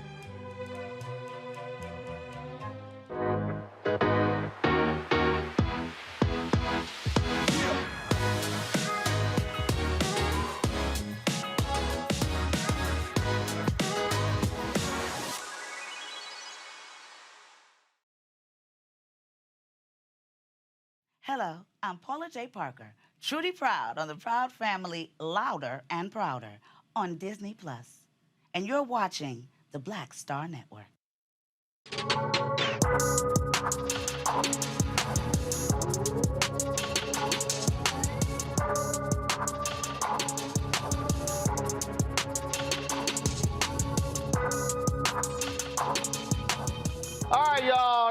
Smart Water, they had an early morning walk on Saturday morning at 7:30. I was really trying to be out there. I really wanted to support Angela Simmons as well as Mayor Cantrell and to get to walk on. But see, I didn't go to bed till about 4:30, and then I had a 10 o'clock hit on MSNBC with Tiffany Cross, and so yeah, that 7:30 hit wasn't gonna make it. But our Black Star Network cameras were there to show you the Smart Water Walk. Check it out. Mayor Cantrell, thank you so much for joining us today. So tell me what Essence being back in New Orleans means for the city. Well, Essence being back in the city of New Orleans means several things. One, that the city of New Orleans is back. That we're open. Our tourism numbers are booming. We've hosted millions of visitors since the beginning of the year. And with Essence returning to the city of New Orleans and with record numbers that were aligned in 2019 to what we're seeing now, it should actually surpass where we have been. So what it means is that Essence is stronger and even bigger. The investment in the city of New Orleans is stronger. It is intentional, even more intentional. It means that it's the Black joy, not just for me, but for the city of New Orleans and for Black people, Black women across the United States of America and quite frankly, across the globe. We have been on a 2-year hiatus and you know, the Black community around this country was hit the hardest as relates to COVID-19. So when you talk about being able to come together, to love on one another, to stand, to empower one another, to women, and Essence is always meant about empowering women, also being protectors of women. And there's not a better time or a time where we need it the most, better than now or more than now in this country and what we're faced with in terms of those challenges. So I am excited about its return, but also its commitment to never leave the city of New Orleans. This is the largest festival in the country, particularly days, as well as where it's for Black women, Black people. It's the Black joy. That's what it means for the city of New Orleans. So what does it actually mean for you, being the first Black woman mayor of New Orleans and its Essence? And Essence is all about Black women empowerment, Black women. What does it mean to you personally, not just the city? That's right. But to you? Well, in terms of that Black joy and what it means for me, it represents the boldness that is required right now that embraces and uplifts the vibrancy that's embedded in Black women. It represents the collective power for Black women. I am the first woman mayor of this city in its 300-year history. I am a Black woman. And Black women and even mayors are on the front lines, now more than ever, fighting for their communities, lifting and holding the communities up. So what it means for me, it means the support that I need to continue to stand, continue to serve my community, which is an urban community, strong Black women who are the bedrock of this community, the bedrock of its culture. So that's what it means for me, just the stewardship, but it is the support. And for me, this is what I need to continue to know that I have joy inside, but also to create and ensure that joy comes from this city, from the streets, from its culture, for generations to come. So it just keeps us standing. It keeps my community standing, which keeps me standing. There's no separation. All right, thank you much, ma'am. Thank you so much. So tell me about this walk for you and what it means for health and fitness for Black women being here at Essence. Most definitely. I mean, I live by health, wellness, and fitness. So being here, number one, at Essence Fest, obviously, as women, we all come together as a community. Being here just means everything. I'm excited. Smart Water, this is like a really cool activation because health and wellness is super important, but they brought all the right individuals together that can really help bring that message across. So just excited to be here. So what is that one message you wish Black women would get when it comes to health and wellness? You know, I think as Black women, we're really starting to get it. I think the conversations are there. I feel like the community is being built. It's been being built, but the one message is just to stay healthy and to actually make fitness fun. I think a lot of times fitness to some people can seem really serious, so make it fun and do it every day. All right, thank you so much. Have a good one. All right, Miss April. So we talk about Black women in fitness. So let me explain to me the importance of this walk at Essence that celebrates Black joy and Black women. So first of all, I feel like I'm the poster child for that because I'm in an industry for many years. I've been doing fitness and wellness for almost 20 years, and people don't look like us. I am one of the few, and so this is so special, not only to promote health and wellness in our city, but also with such an amazing brand like Smart Water, where they live, eat, and breathe health and wellness. So it's very exciting to kind of merge those two worlds together in such a beautiful place where, you know, I mean, there's no better place to stay fit than New Orleans. Everybody can walk everywhere, things are really close, and just, it's such a special place. And of course, health and wellness in New Orleans kind of go together. I know it doesn't seem like it because people love to eat and they love to drink, but we're very active here. People love to be outside, we love dancing, we love running, we love all of those things. And so I'm very happy that Essence is partnering with Smart Water and then obviously the city of New Orleans to make this happen. Now, I know you talk about the food in New Orleans. You know, I'm a Louisiana girl too, went to school in Lafayette, so I know what the food is like. Yeah. How difficult is it realistically for people, especially in New Orleans and in some of the more impoverished places that don't necessarily have the fresh fruits and vegetables around? What are you all doing here in New Orleans to help get that out there? I think for us, as Mayor Cantrell mentioned, we've been smoke-free for 6 years now, so that is huge because obviously the nightlife kind of goes hand in hand with New Orleans. We have so many different options, vegan food you wouldn't even be able to find even 5 or 6 years ago. So I think we're doing our part in making that transition. I mean, it's kind of hard to fully transition because it is New Orleans at the end of the day, and we love our bread and our milk and all of these different things, but I think we're doing a good job at it. And it's just about, you know, being realistic. If you want to indulge one night, don't do it every other night, you know? So what is your message for Black women as far as health and wellness? Get up, get fit, get moving. Make sure that you are just moving as much as possible. Even if it's things that you necessarily don't like to do, try them. And what I tell people at the end of the day, do what you love because that's gonna create more consistency with you. So if you don't like working out, don't work out. Walk your dog, go to the park, play with your friends, soccer, football, basketball, things that are gonna actually get you moving and you'll have fun doing it.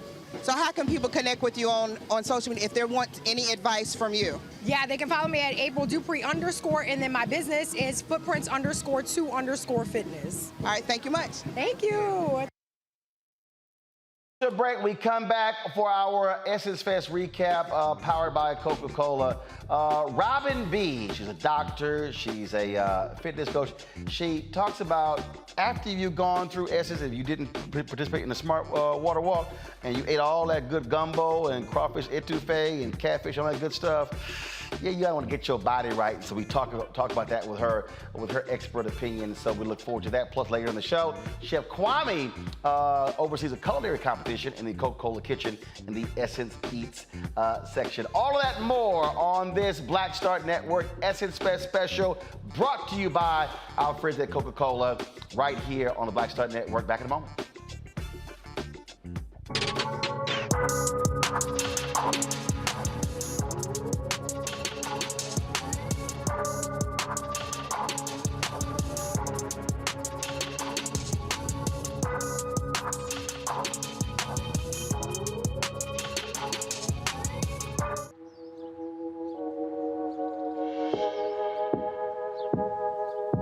Hold fast to dreams.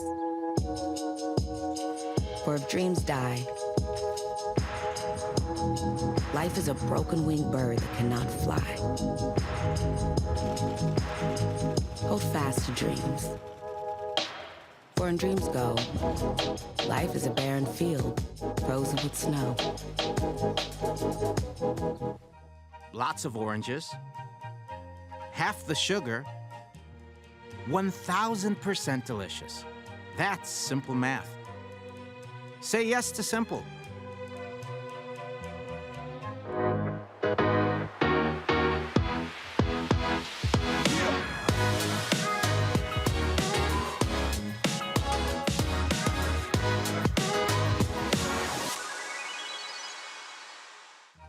Made the simple way.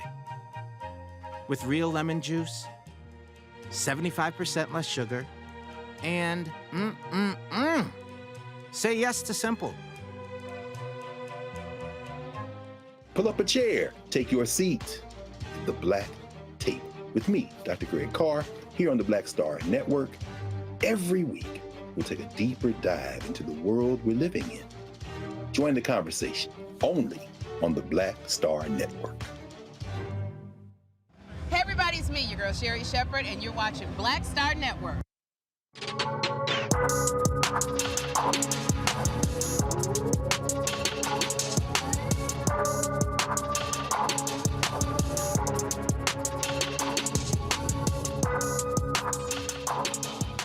All right, so what happens when you eat all that good food, drink all that stuff at Essence Fest, and man, you get home and that scale is looking at you and frowning and saying, now, you know doggone well you were supposed to not have that good of a time. Well, Robin B had some good advice for us on what we need to do to keep ourselves in shape and to get back on track. And so I caught up with her at our Broadcast Central location, the Roosevelt Hotel in New Orleans, where the folks at Coca-Cola were all locked in. So here's our chat.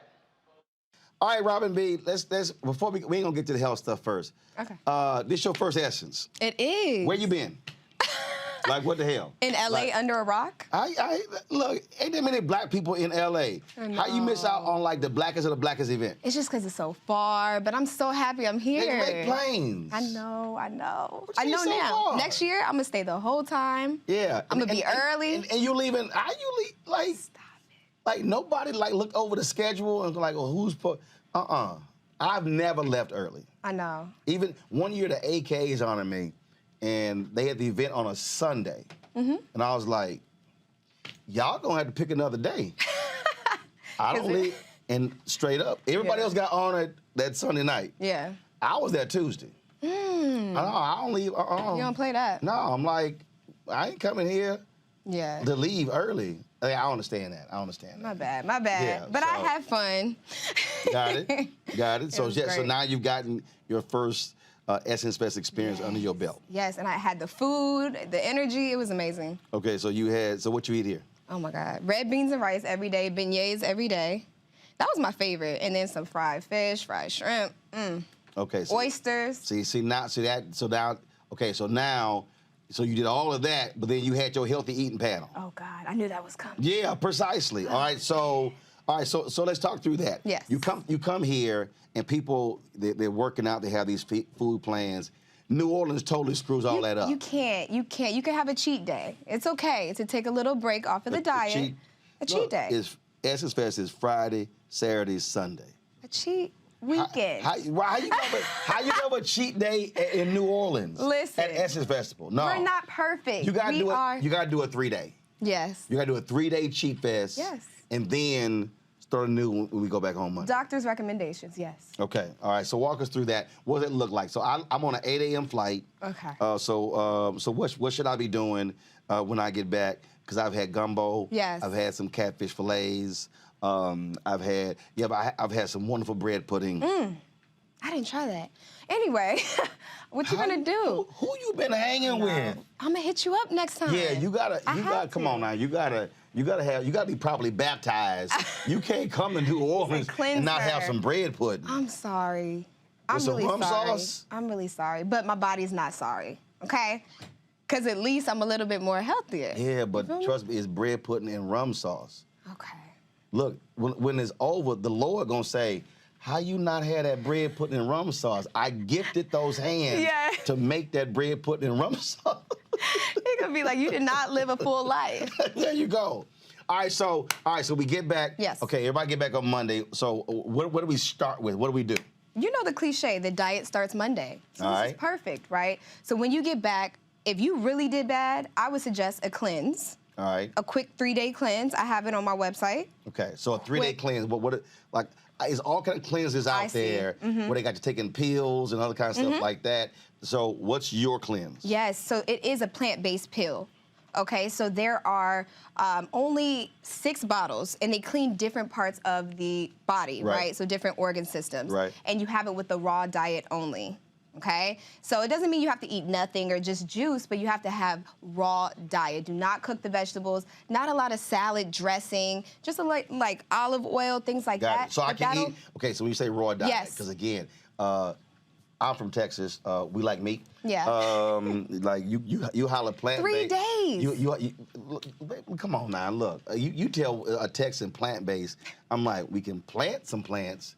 Yeah. But yeah. So okay. So when you say again, I break it down for our audience. So you say raw diet. Yes. Give me what is that meal? So is it salad and olive oil? Is it like what else? So start your day with a smoothie.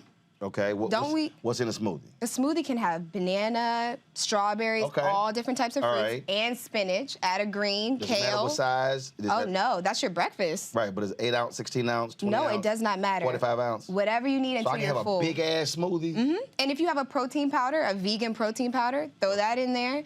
It's just as long. That vegan word.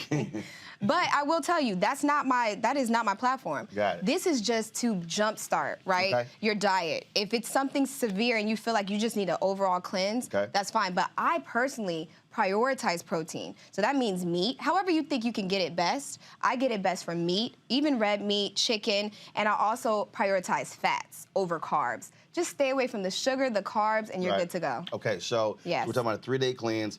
So how many times are we eating per day? So is it, because I know some people who, they all into intermittent fasting.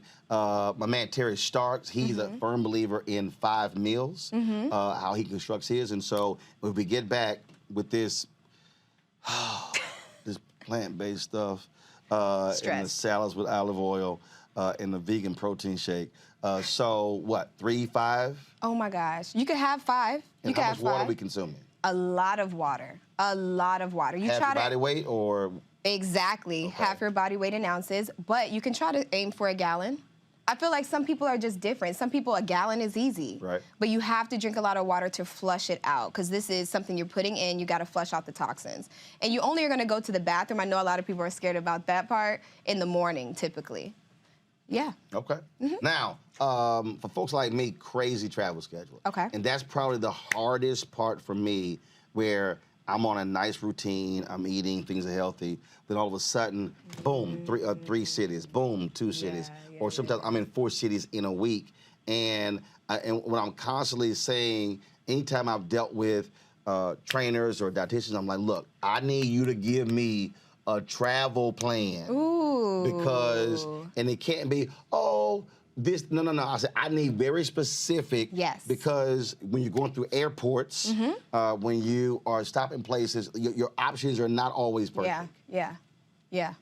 So I'm putting you on the hot seat. If you're traveling, I mean, so what's a good day or in terms of what you should be targeting to eat? Yes, that's a perfect question. So I would say it starts by controlling what you eat and when you eat.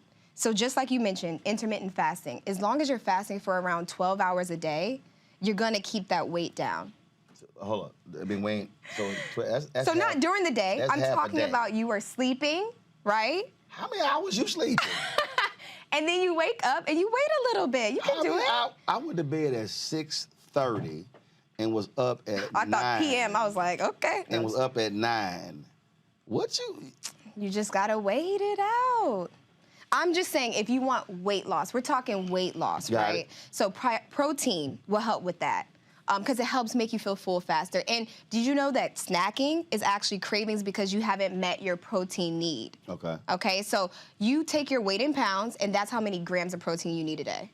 So however you want to get it. If you want to, labels will tell you how much are in meat, or you could look on the bottle for the protein shakes and things like that and just say, hey, I'm 130 pounds, I need to get 130 grams of protein. Okay, so now you're traveling. I ain't 130 pounds. My bad. I ain't 130. But you know what I mean. If I was 130 pounds, I'd be in the hospice. You're like, I need a lot of protein. I think I was 130 pounds in 6th grade. Yeah, that's not good. That's not a good look. I was sharp than 125. Oh, I saw him last night. Looking good. Yeah, he looking bad. No, they ain't gonna be roll. That ain't me. No. So, okay, go ahead. Okay, so we are taking breaks from eating. When we say protein, so the ribs that I had the other night, does that count as protein? I mean, that's meat. It does. It does. Oh, it does. But can we not do pork? Can we try to? Were they beef?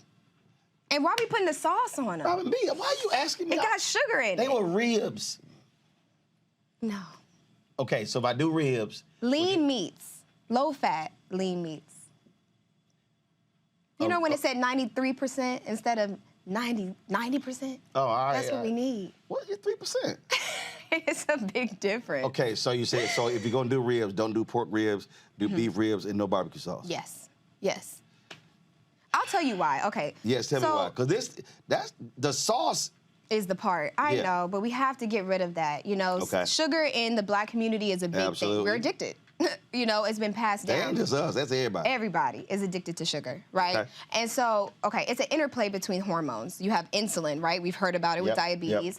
We have leptin and ghrelin. Those are our hunger hormones. So it tells us when we're full and when we're hungry, right? And people who are obese have more ghrelin. So their body's telling them to eat, eat, eat, eat, eat.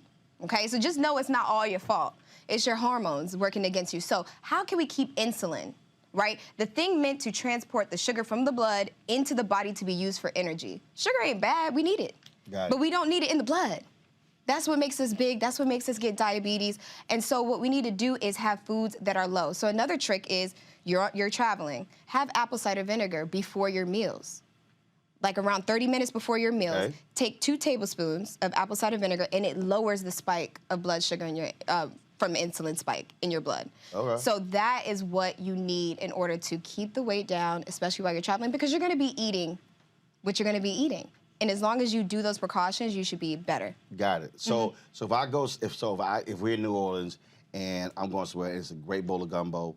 And then we have some catfish and then some bread pudding. I should blame my hormones.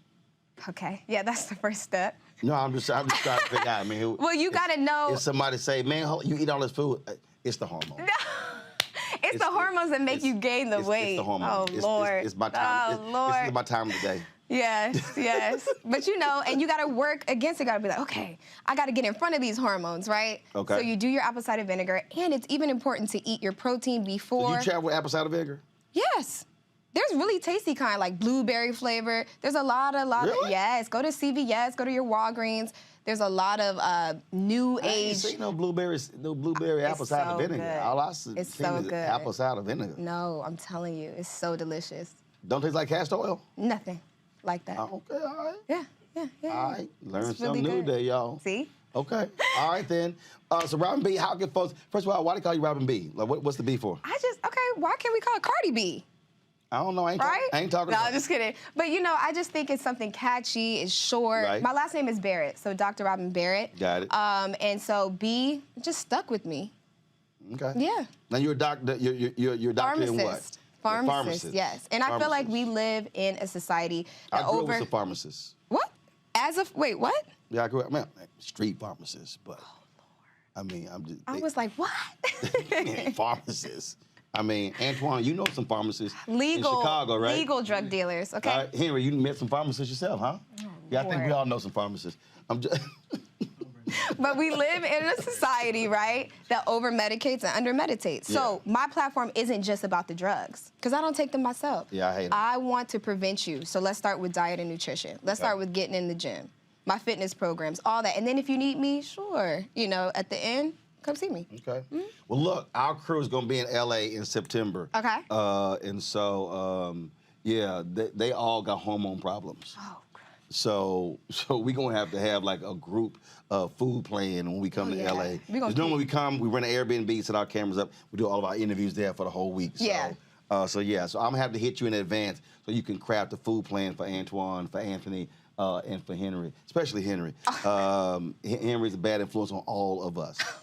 I'm gonna make sure you have the apple cider vinegar there too. And what is the and what is the negative impact of alcohol? Ooh. This ain't for me because I don't drink. It's bad. So here's a perfect example. This is gonna be my last question. Okay. So my hotel gave me 14 drink tickets. Oh. And I don't drink. And so what are they trying to do to you? I don't know. And Henry tried to take all 14 on day one. So I held on to him.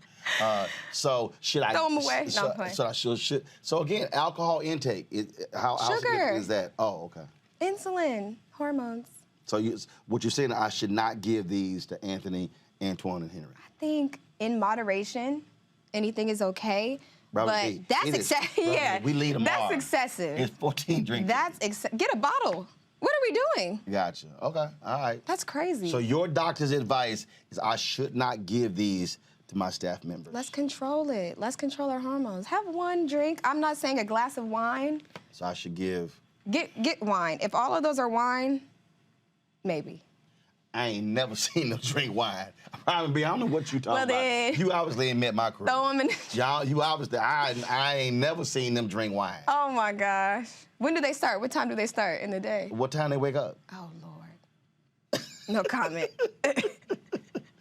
Good to meet you. You too. All right, chat soon. And yeah, we're going to work on your Essence Fest plan. Okay. So yeah, you work on the 362 day a year plan.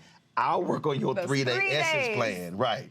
And trust me, you're gonna be thinking about those 3 days for the next 362. You'll be like, yo, I can't wait to get back. I'm excited. That's the plan. I'm already excited. Thank you so much for everything. All right, thanks so much. Yeah, I'm sure you AKs didn't mind me in the green and her in the pink. All right, Robin B, we surely appreciate you chatting with us. Folks, gotta go to a break. We come back. Chef Kwame oversees a culinary competition, and I got a chance to taste some of the tasty meals. They were fabulous. We'll show you what took place in the Coca-Cola kitchen in the Essence Eats section across the street from the Superdome at this year's 2022 Essence Fest, brought to you by Coca-Cola, back on the Black Star Network in a moment.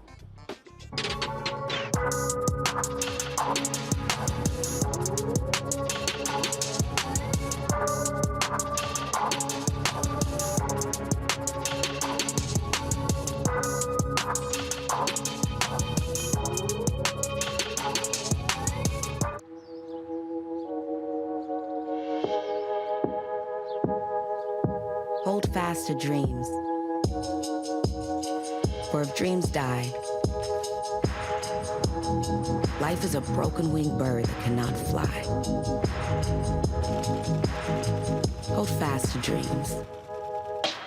For when dreams go, life is a barren field frozen with snow.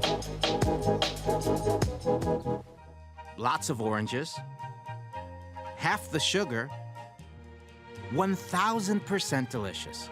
That's simple math. Say yes to simple.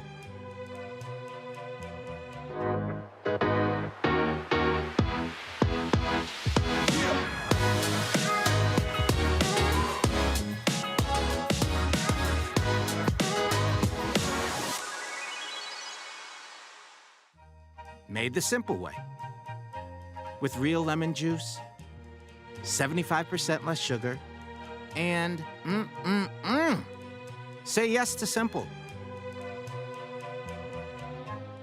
Hi, I'm Tommy Davis, and I play Oscar Proud on The Proud Family on Disney+, and you're watching the Black Star Network.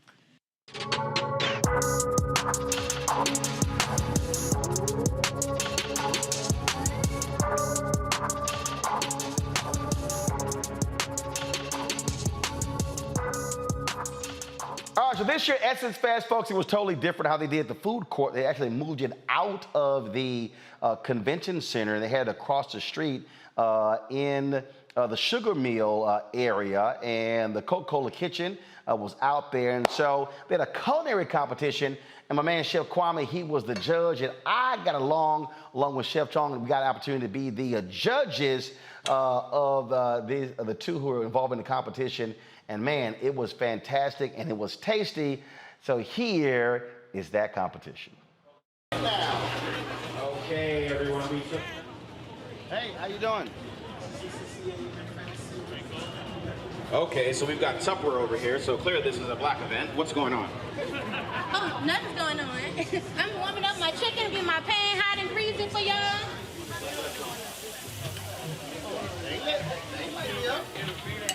Yeah, well, he was blocking the other one. I was talking about you. Yeah, it smells really good in here. It does smell really good in here. It smells like garlic, yeah, butter.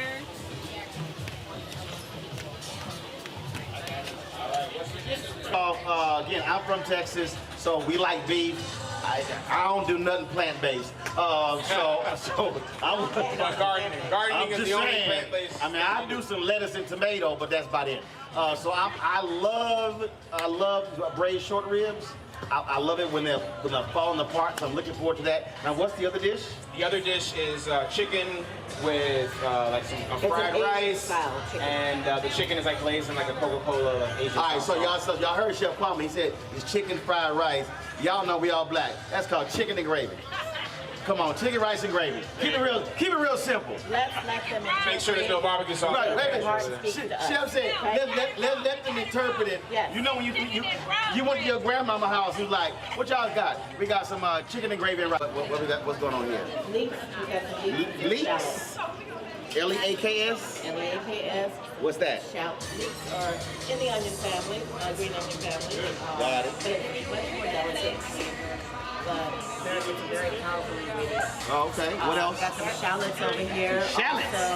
Also very delicate, not quite as intensive and onion, but adds great flavor to any soup, sauce, base, any kind of base. And then I see some citrus over here. Some what? Citrus. Oh, citrus. Got it. Awesome. That is awesome. When did you start cooking? When did you?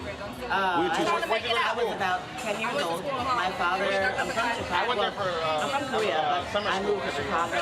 So I met the black side of my family. Got it. And I met grandma who she taught me how to cookery, chitlins, bread dressing, all that from scratch. I was a little girl. And my father was a gourmet chef, and he worked in a lot of hotels in Chicago. So I spent a lot of time in hotels. I went to culinary school by the time I was 18 years old. Yeah, give me one. And opened my first nightclub and catering business at 19. Nightclub and catering? Nightclub. And I wasn't even Breaking news, we have 2 minutes until the dishes are ready, and I already see chefs plating. So let's get our attention to these chefs, please. 2 minutes. All right? And let's hype them up. 2 minutes for us to get the pressure up. Don't look at I see you. Hey, I think Whitney needs some help. Say go, Whitney! Hold on, Whitney, let's go. Strong finish. Get it, Whitney, get it. I'm coming. Y'all, she got the mashed potato and the garlic. Y'all know I'm protecting. Ariana's still plating over there, so let's give her some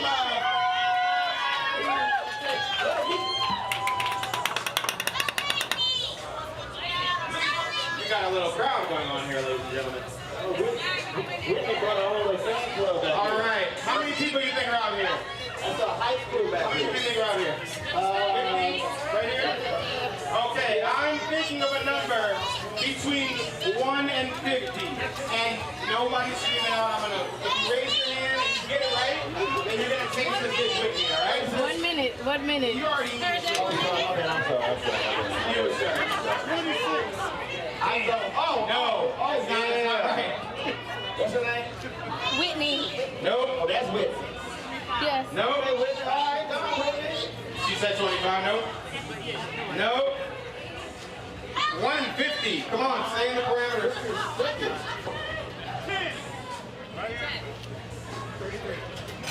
Nobody. Getting warmer. 30? You said 30? You said 3? You're wrong. You. 50. Now. All right. So I have Nola Cola chicken bites on the top of a bed of garlic fried rice. Oh. And it's in the fleur-de-lis, right? Yes. That's a little fleur-de-lis. She playing to the crowd. Nola Cola. Yes. Nola Cola. And I have Coca-Cola. Oh, she said, and I got Coca-Cola. Let me. That's called branding. Coca-Cola braised short rib on a bed of garlic mashed potatoes. All right. Love it. All right, so we're gonna taste some of this food here. All right, got it. Right here, Whitney. Look over here. Boom. Thank you. Whitney, where you from? I'm from Luling. Luling? Yes. Texas? No, 30 minutes away from here. Her dish. Why you all eat it? Okay, so the garlic mashed potatoes, I did russet potatoes. The cream sauce is garlic infused cream sauce with thyme and garlic and bay leaf. And the braised short rib was braised in Coca-Cola, red wine vinegar, carrots, the miracle, which is your carrot, your onion, your I'm going right. Carrot, your onion, and celery, And I braised the short rib in orange peels and orange juice, fresh orange juice and orange peels. Okay. So there's also orange zest on top, and the liquid I use to complement it with brown sugar to make the glaze on top with the Coca-Cola.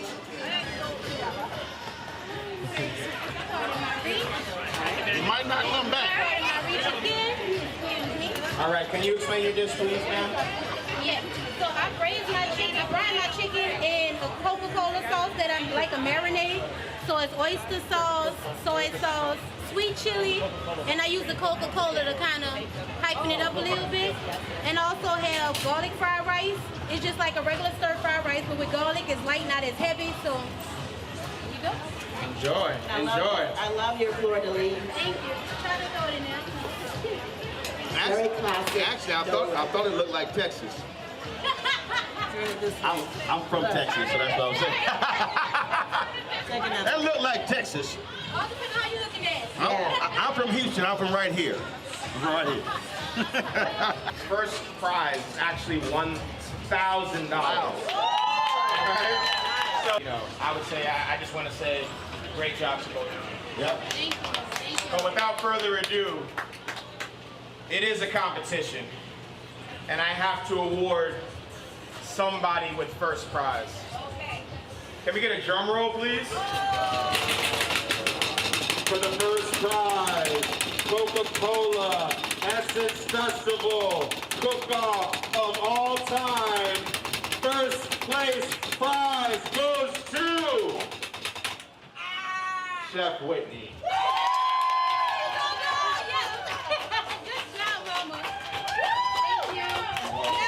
Judges, can you please explain why you chose Chef Whitney? I love the interpretations from both chefs. Love the execution, and I always find ways to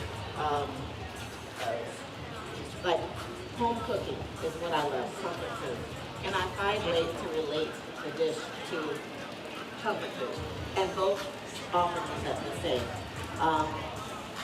Both, like you said, you both executed everything very, very well.